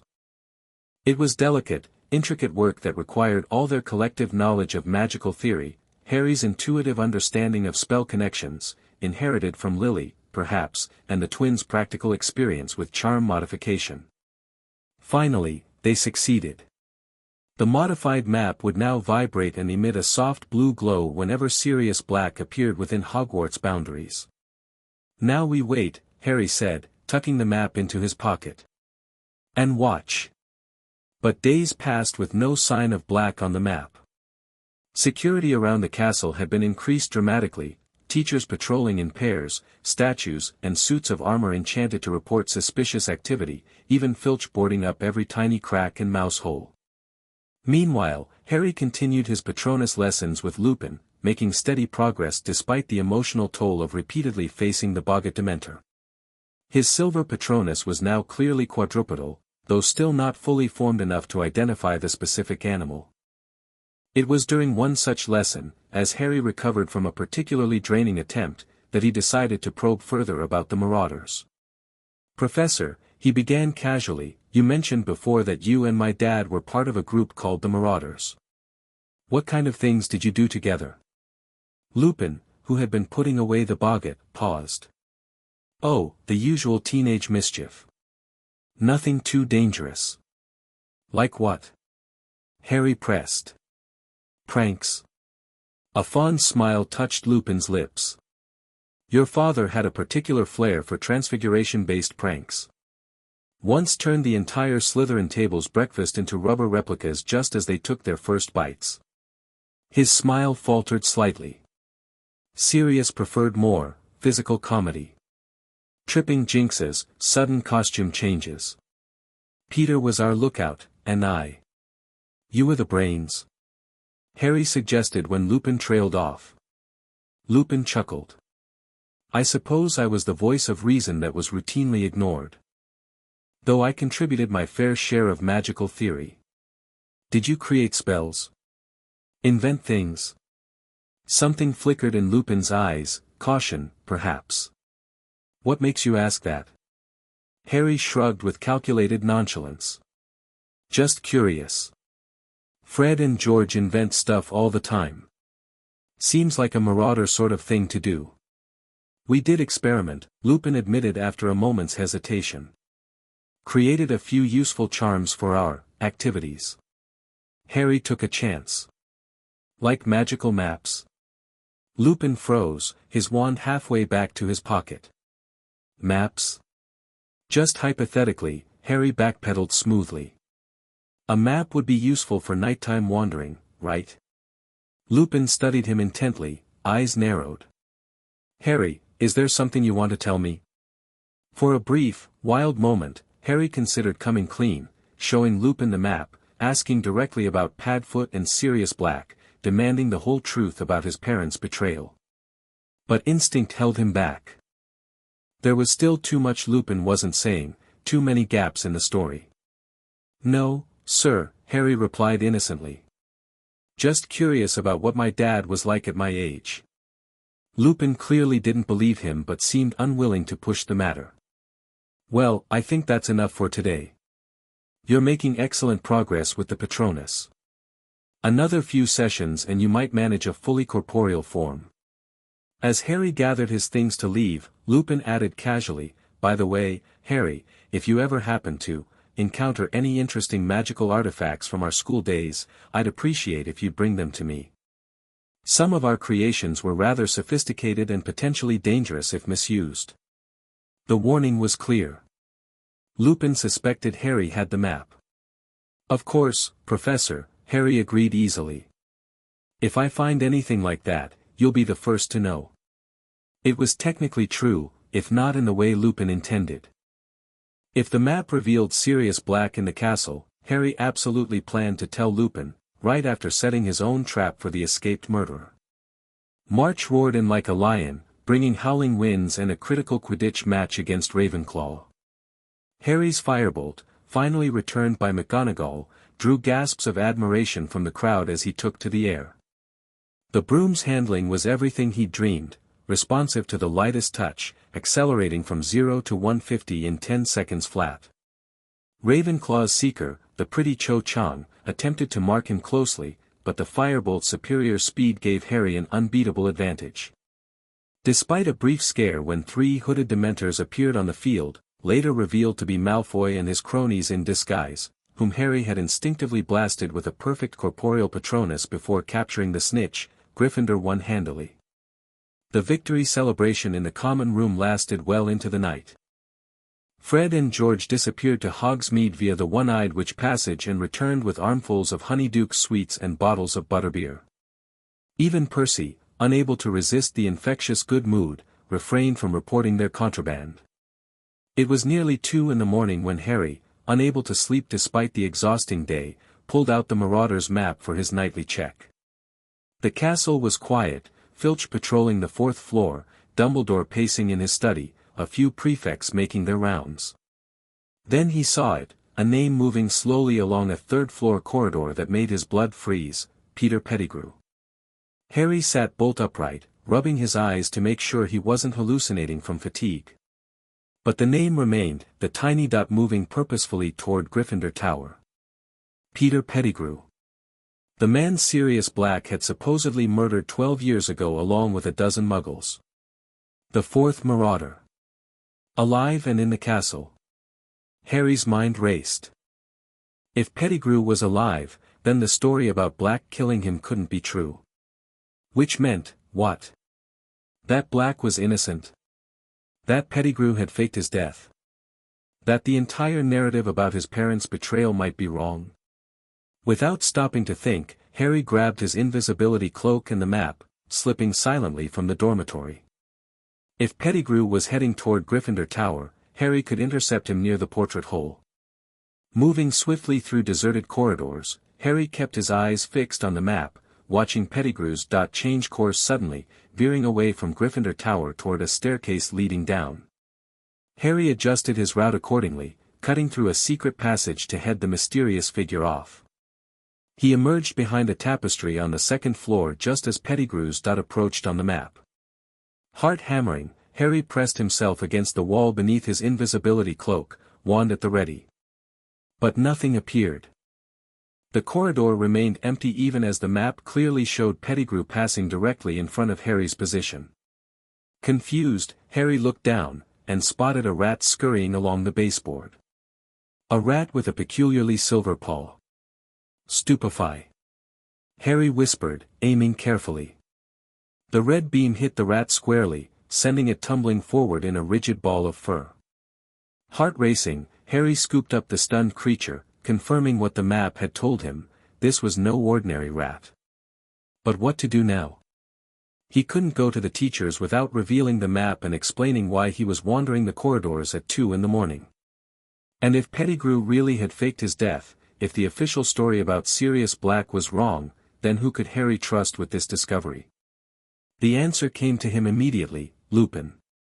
If anyone would understand the significance of finding Pettigrew alive, it would be a fellow marauder.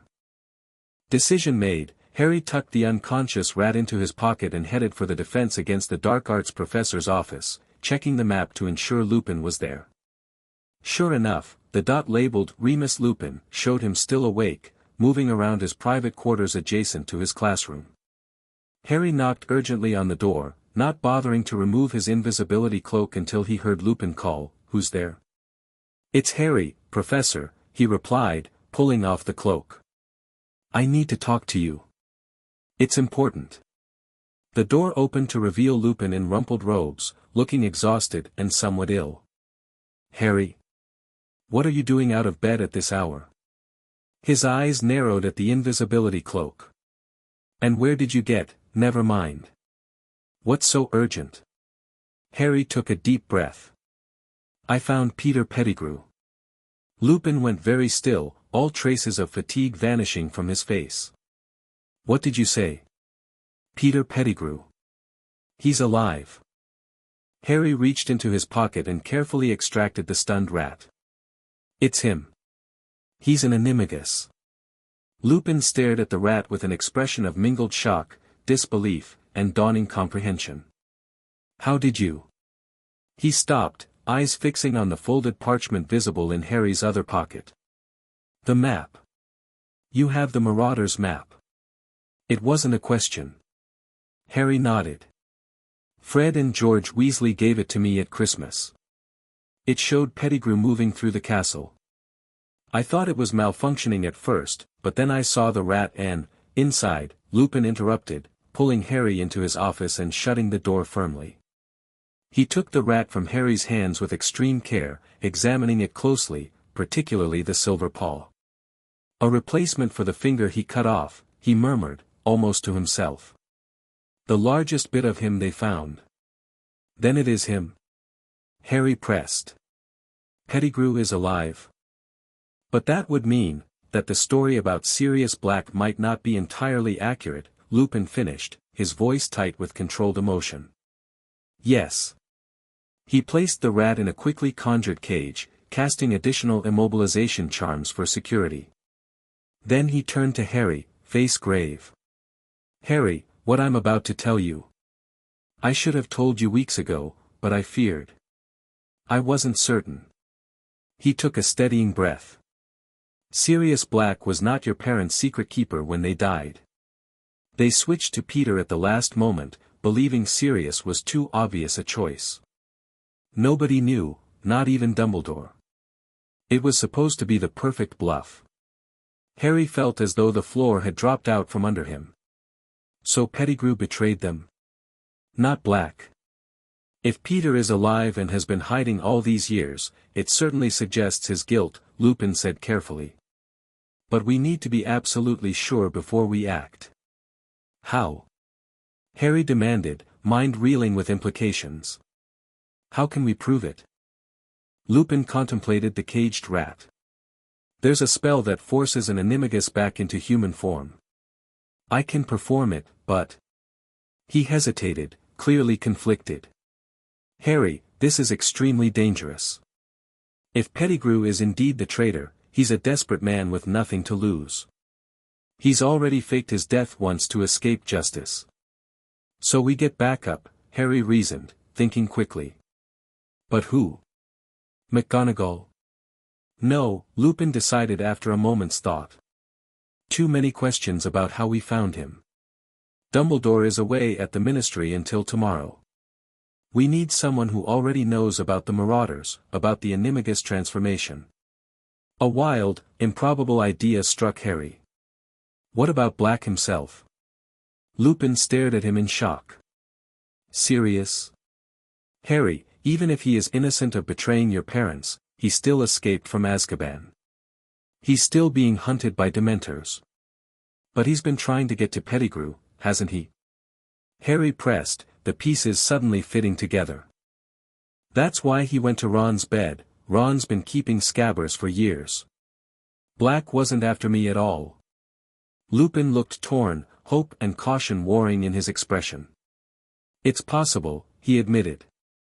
But how would we even contact him?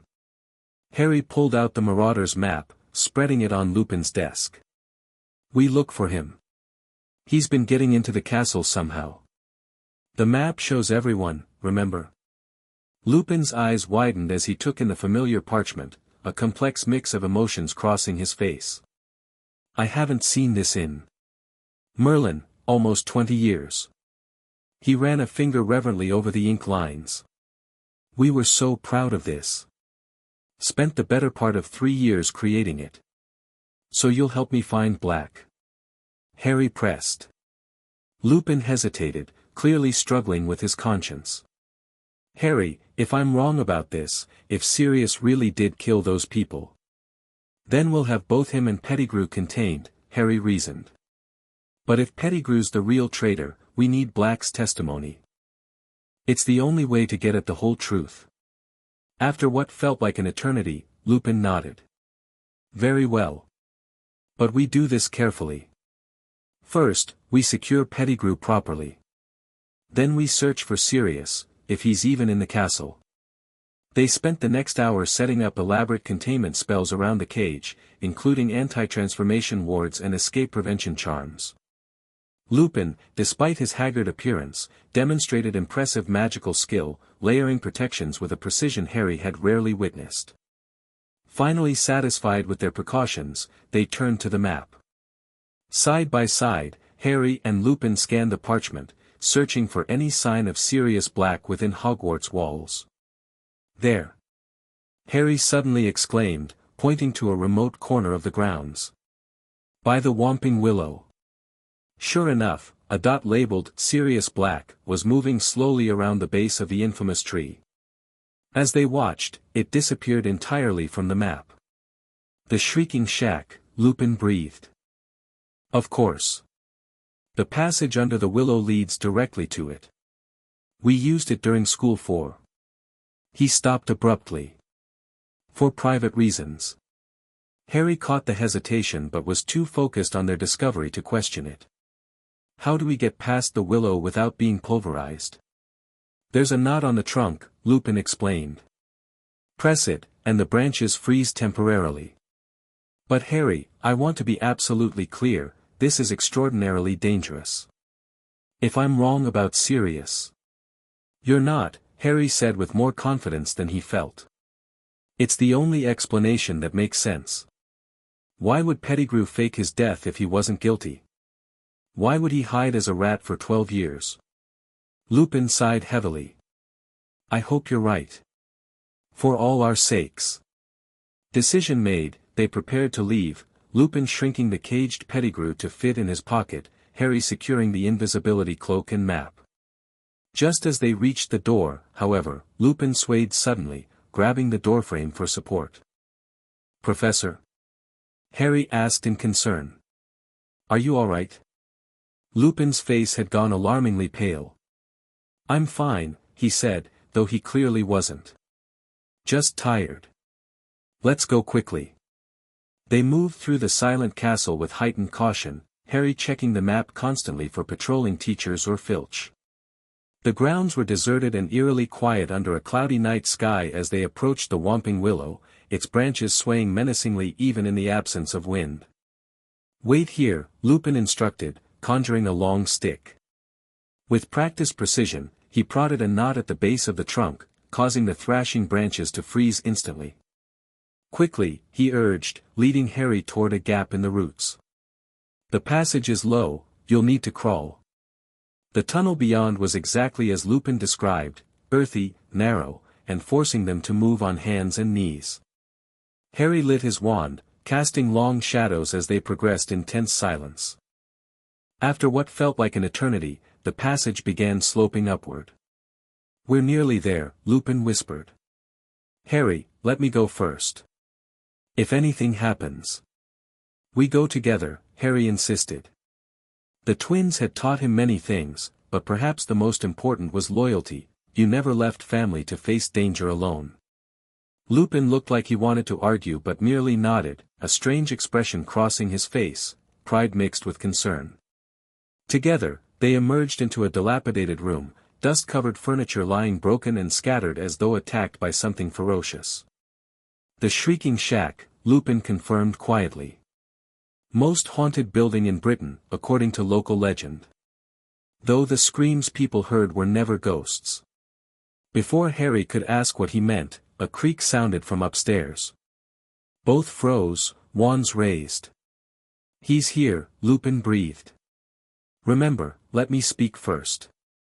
No matter what you see or hear. They ascended a rotting staircase, every step creaking ominously beneath their weight. At the top landing, a door stood ajar, a faint wand light visible within. Lupin pushed it open slowly.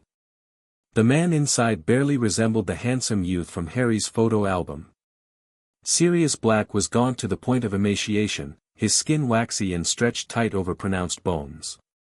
Matted, elbow-length hair framed a face that might once have been handsome but now looked like a skull with skin stretched over it. Only his eyes showed signs of life, dark, sunken, but burning with an intensity that was almost feverish. Remus, he croaked, voice hoarse from disuse. You came. And. His eyes locked onto Harry, widening in disbelief. Harry? Is that, you look so much like James. Harry kept his wand steady, pointed directly at Black's chest. Despite the evidence suggesting his innocence, seeing the escaped convict in person triggered every defensive instinct Harry possessed. We found Pettigrew, Lupin said without preamble, pulling the caged rat from his pocket and restoring it to normal size. Harry spotted him on the map. Black's gaunt face transformed with a mixture of savage triumph and burning hatred as he stared at the unconscious rat. Peter, he growled, the name sounding like a curse. Finally. Before we go any further, Lupin continued carefully, I need to hear it from you directly, Sirius. Did you betray Lily and James to Voldemort? No, Black replied, his sunken eyes never leaving the cage. I as good as killed them, persuading them to switch to Peter at the last moment, but I never betrayed them. I would have died first. Lupin studied him intently before slowly lowering his wand. Show us, then. Prove it's him. Black nodded grimly, reaching for Lupin's wand.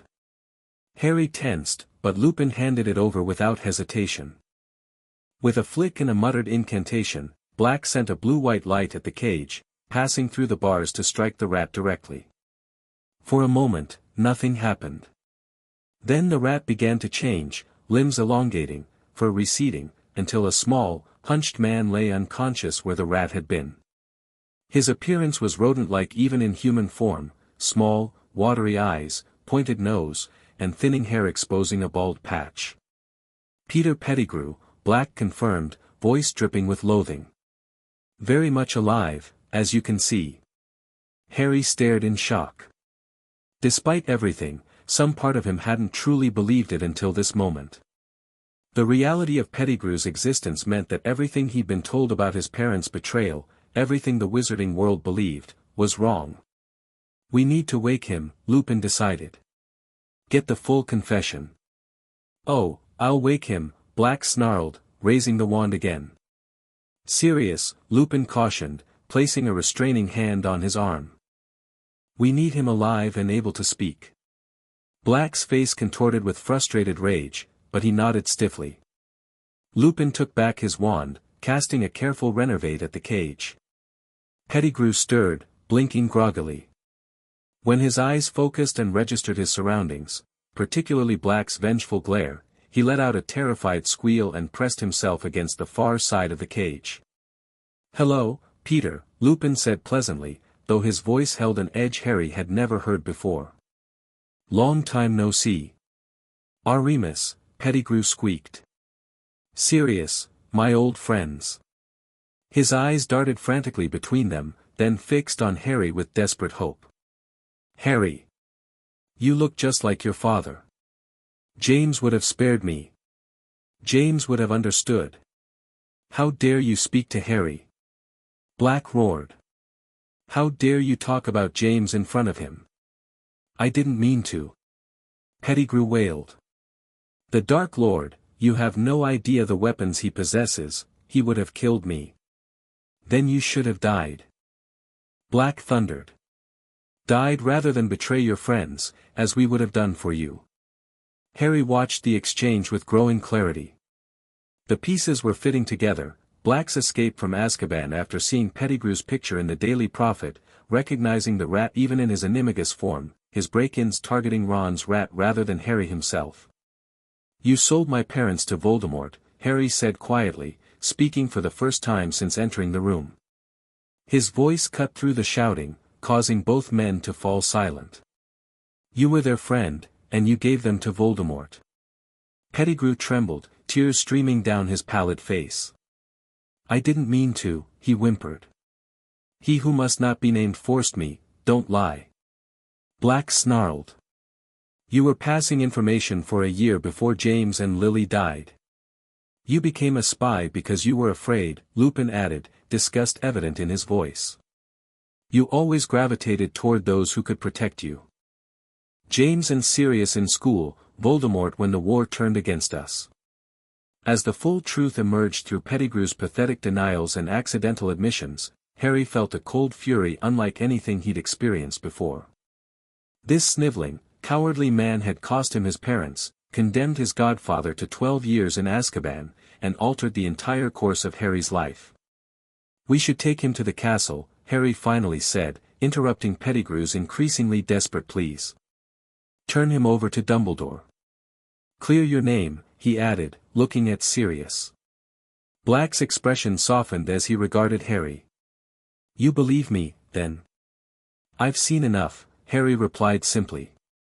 A strange light kindled in Black's sunken eyes, hope, perhaps, for the first time in 12 years. Your father would be proud of you, Harry, he said quietly. And your mother. The moment was broken by a sudden gasp from Lupin, who had gone rigid, staring out the grimy window with mounting horror. "The moon," he whispered. "Oh God, the moon!" Harry followed his gaze and felt his blood run cold. Through a break in the clouds, a full, silvery orb was rising over the distant mountains. Black's reaction was immediate. "Remus! Did you take your potion tonight?" Lupin's face, already pale, had turned an alarming shade of grey. "I was with Harry, when he found Pettigrew, there wasn't time, run." Too late, Harry understood what Lupin's boggart truly was, not a crystal ball but a full moon. Why his Patronus was a wolf. Why he missed classes monthly, looking ill before and after. Professor Lupin was a werewolf. Even as the realization struck, Lupin began to transform. His limbs jerked horribly, his back arched, and hair began sprouting visibly on his face and hands. His head lengthened, as did his body, his shoulders hunching. Claws erupted from his fingertips as his clothes ripped apart. "Harry, run!" Black shouted, positioning himself between Harry and the transforming Lupin. To Harry's astonishment, Black began changing too, body compacting, limbs reforming, until a massive black dog stood where the man had been. The wolf that had been Lupin snarled, free of the human mind that usually controlled it. The great black dog leapt forward, seizing the werewolf around the neck and pulling it backward, away from Harry and the caged Pettigrew. The two animals rolled out of the room, locked in a vicious battle of tooth and claw. Harry stood frozen for a split second before instinct took over. He had to help, had to do something. But as he moved toward the door, a frantic scrabbling drew his attention back to the cage. Pettigrew, taking advantage of the chaos, had transformed back into a rat and was squeezing through the bars, which had been designed to hold a human, not a rodent. "No!" Harry lunged for the escaping rat, but Pettigrew was too quick, darting under a gap in the floorboards and disappearing from sight. A pained yelp from outside spurred Harry into motion. He raced down the stairs and out of the shrieking shack just in time to see the black dog limping away from the thrashing werewolf, bleeding from multiple wounds. The werewolf, momentarily distracted by some sound from the forest, bounded away into the darkness. The dog collapsed on the grass, transforming back into Sirius as Harry reached him. "Pettigrew," Black gasped, clutching a deep slash across his shoulder. "Did you get him?" Harry shook his head grimly. "He escaped. Transformed and slipped away." Black's face contorted with despair. "No, after all this time, our proof." "We still have the map," Harry reminded him. "It showed him. And I saw him transform. Lupin too. That's evidence." "Memories can be tampered with," Black replied bitterly. "Without Pettigrew himself." A sudden cold unlike anything Harry had experienced before cut him off. The night air crystallized around them as frost spread across the grass with unnatural speed. Harry's breath plumed white in front of him as a familiar, soul-deep chill penetrated his bones. Dementors. Dozens of them, gliding across the grounds toward them, hooded faces turned in their direction like hounds scenting prey. "Run, Harry," Black urged weakly, struggling to rise. "Leave me, save yourself." "Not a chance," Harry replied, raising his wand and summoning every happy memory he possessed, flying on his firebolt, Christmas at the Burrow, pranking with the twins. Expecto Patronum. A silver form burst from his wand, fully corporeal at last, a magnificent stag with towering antlers that charged the approaching Dementors. For a moment, the creatures faltered, but there were too many. The stag faltered, flickering as Harry's concentration wavered under their combined assault. Black had fallen unconscious beside him. Harry felt his own strength draining as the Dementors closed in, their rattling breaths drowning out all other sound. His mother's screams echoed in his head, growing louder and more insistent. Expecto. He tried again, but the words were slurred, his mind foggy. The stag vanished entirely as his wand slipped from nerveless fingers. Through darkening vision, Harry saw a Dementor glide forward, skeletal hands reaching for its hood. As consciousness slipped away, a curious sense of calm acceptance washed over him. He'd discovered the truth about his parents' betrayal. He'd found his godfather. That would have to be enough. The last thing he saw before darkness claimed him was a blindingly bright light erupting from across the lake, a silver animal, impossibly radiant, charging the Dementors with unstoppable force. Then nothing. Shocking business, shocking, miracle none of them died, never heard the like, by thunder, it was lucky you were there, Snape. Thank you, Minister. Order of Merlin, second class, I'd say. First class, if I can wangle it.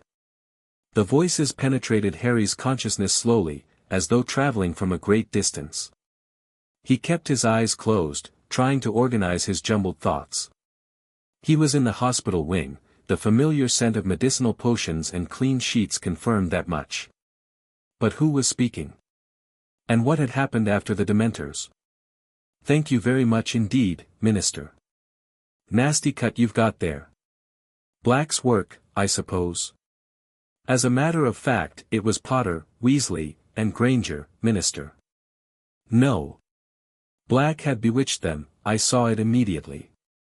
A confundus charm, to judge by their behavior. They seemed to think there was a possibility he was innocent. They weren't responsible for their actions.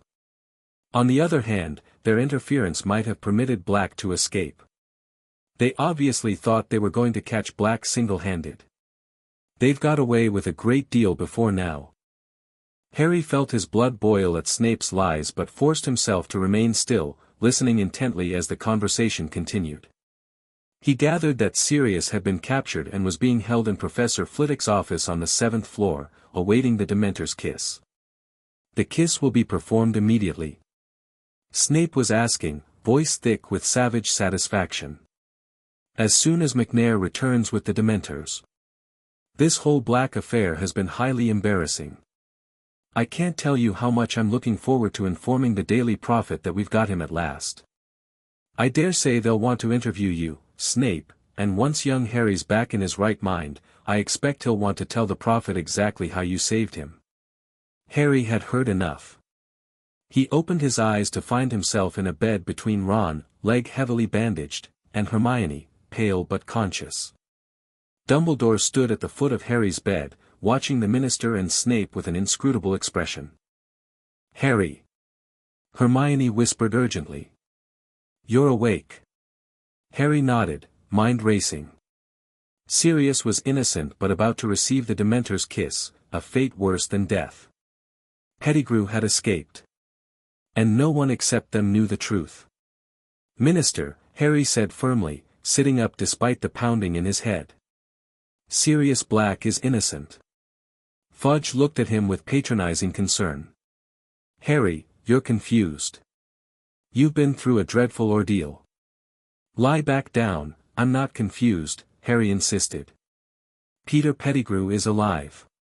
He's an animagus, a rat. He's been hiding for 12 years. He was my friend Ron's pet. You see, Minister. Snape said silkily. Confounded.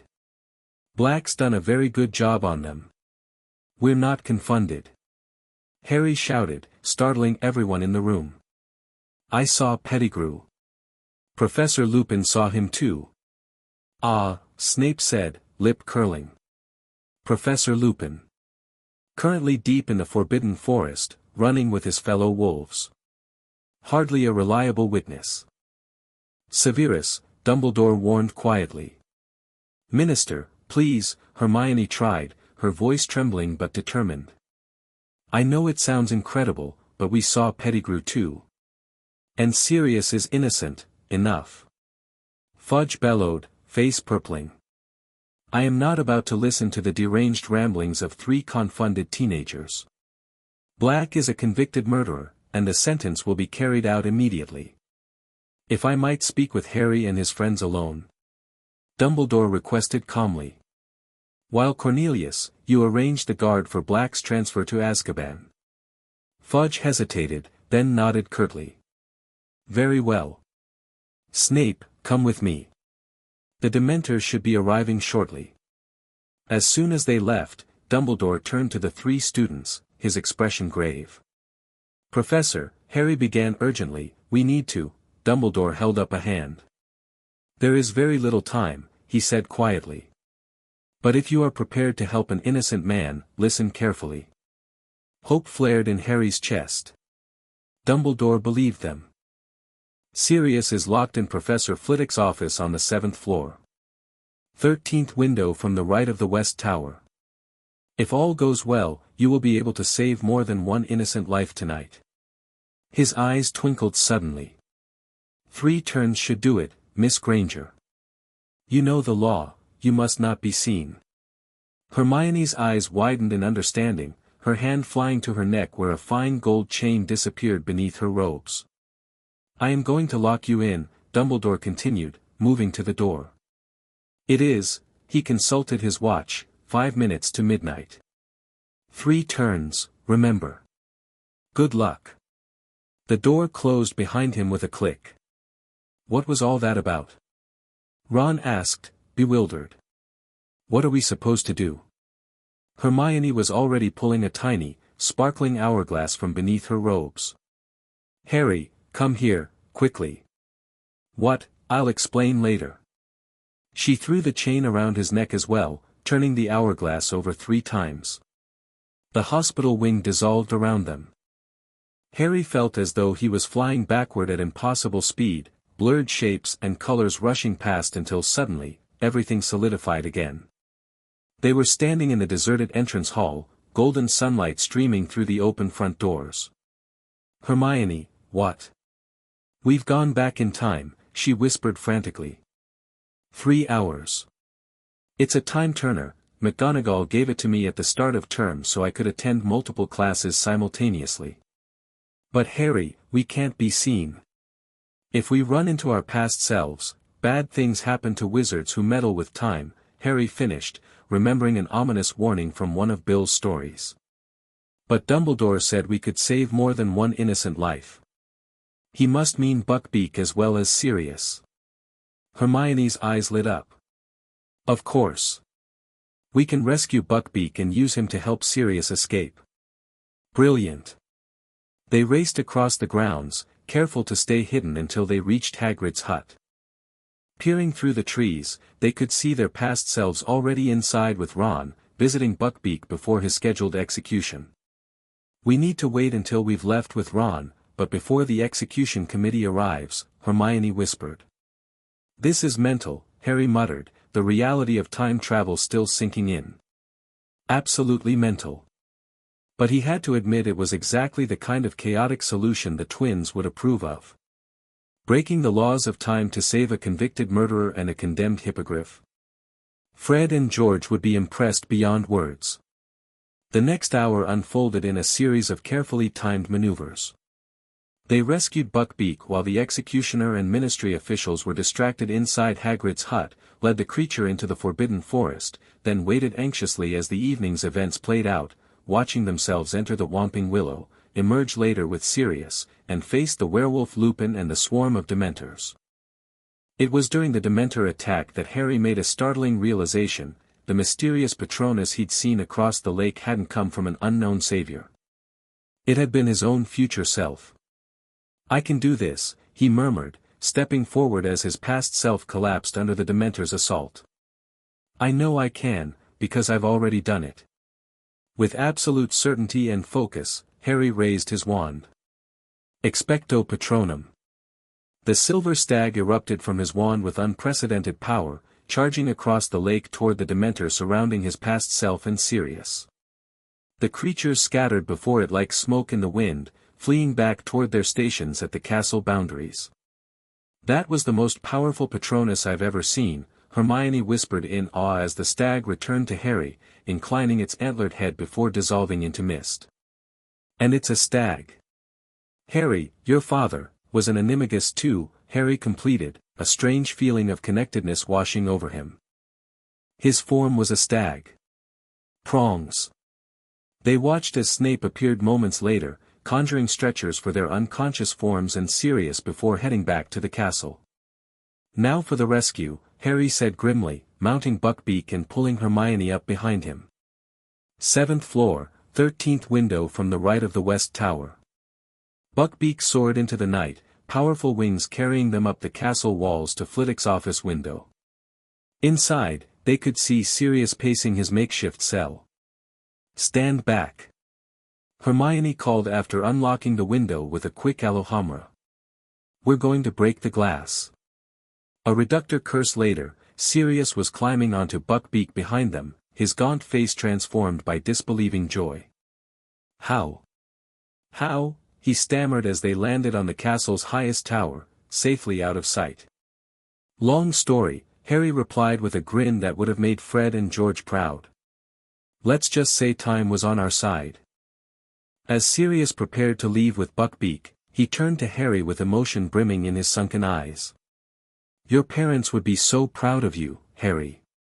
James especially would have loved the sheer audacity of tonight's rescue." He smiled, some echo of his former handsome self visible beneath the ravages of Azkaban. "You're as much a marauder as he ever was." With some Weasley influence thrown in, Harry acknowledged, thinking of the twins and their years of mischievous mentorship. "A powerful combination," Sirius observed with approval. "Listen, when my name is cleared, and it will be, now that we know Pettigrew is alive, would you want to come live with me?" The question caught Harry completely off guard. "Leave the burrow?" Sirius's face fell slightly. "I understand if you wouldn't want to." "The Weasleys have been your family." "No, it's not that," Harry interrupted quickly. "It's just, they are my family. But so are you." He thought for a moment. "Maybe I could split holidays. Best of both worlds." Sirius's face lit up with genuine happiness, years seeming to fall away from his haggard features. "Best of both worlds," he agreed. "I'd like that very much." With a final embrace, Sirius mounted Buckbeak and soared into the night sky, a silhouette against the moon that had caused so much chaos that evening. Harry and Hermione barely made it back to the hospital wing before Dumbledore locked them in, collapsing into their beds just as their past selves vanished into time. "Did it work?" Ron demanded in an urgent whisper. "What happened?" Harry exchanged a glance with Hermione, both fighting exhausted grins. "Mission accomplished," he confirmed. "In the most chaotic way possible." Fred and George, he thought as Madame Pomfrey bustled over with chocolate, would be absolutely furious to have missed this particular adventure. But they'd be proud of the results, and the sheer, beautiful chaos of breaking the laws of time itself. It had been, without question, the most Weasley twin-worthy night of Harry's life. The final days of term passed in a whirlwind. News of Sirius Black's second escape sent the Ministry into disarray, with Fudge personally overseeing the withdrawal of Dementors from Hogwarts grounds, to everyone's immense relief. Professor Lupin, his werewolf status exposed by a regrettably unfortunate slip from Snape at breakfast, resigned before the inevitable howlers from parents arrived.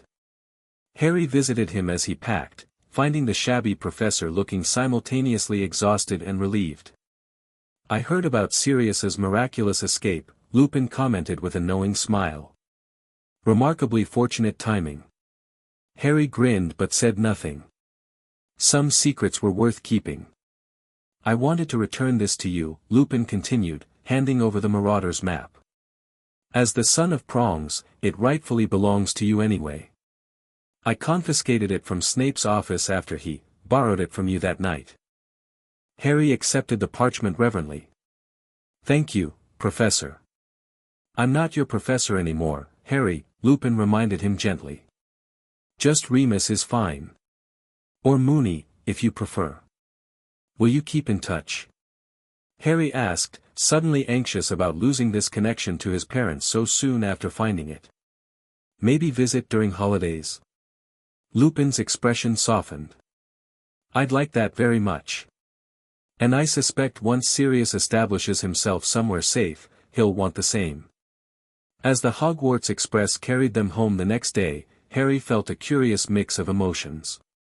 The year had brought revelations that had fundamentally shifted his understanding of his past, of his parents, their betrayal, and his own legacy as both a Potter and an honorary Weasley. Fred and George, having finally extracted the full story of the Time Turner adventure from Ron, minus a few key details Harry was saving to tell them personally, declared it the single greatest act of magical mischief in Hogwarts history. Breaking the laws of physics, Fred said reverently. Shattering the barriers of time itself, George added. Just to save a convicted murderer, who turns out to be innocent, while riding a condemned hippogriff, who also turns out to be innocent. Pure poetry, they finished in unison. Harry laughed, tension he hadn't realized he'd been carrying finally dissipating. I learned from the best, he reminded them. As the train approached King's Cross, Harry reflected on Dumbledore's words from their brief meeting that morning, you possess qualities Voldemort has never valued, friendship, loyalty, love. And another quality I believe you've developed through your unique upbringing, the ability to create opportunity from chaos. The Weasleys were waiting on the platform, Molly's face lighting up at the sight of her returning children. As she enveloped Harry in her customary bone-crushing hug, he felt the familiar sense of coming home. Yet somewhere out there, Sirius was establishing a new hideout, possibly planning for the day Harry might join him. And for the first time, Harry felt not torn between identities but enriched by them, the son of James and Lily Potter, godson of Sirius Black, an honorary brother to the chaos-loving Weasleys. It wasn't a matter of choosing between legacies, he realized.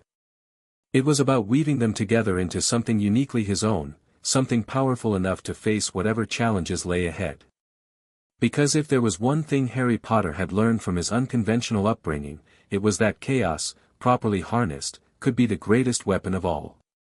The end. Thank you for watching this video. Please be sure to subscribe to our channel and like this video.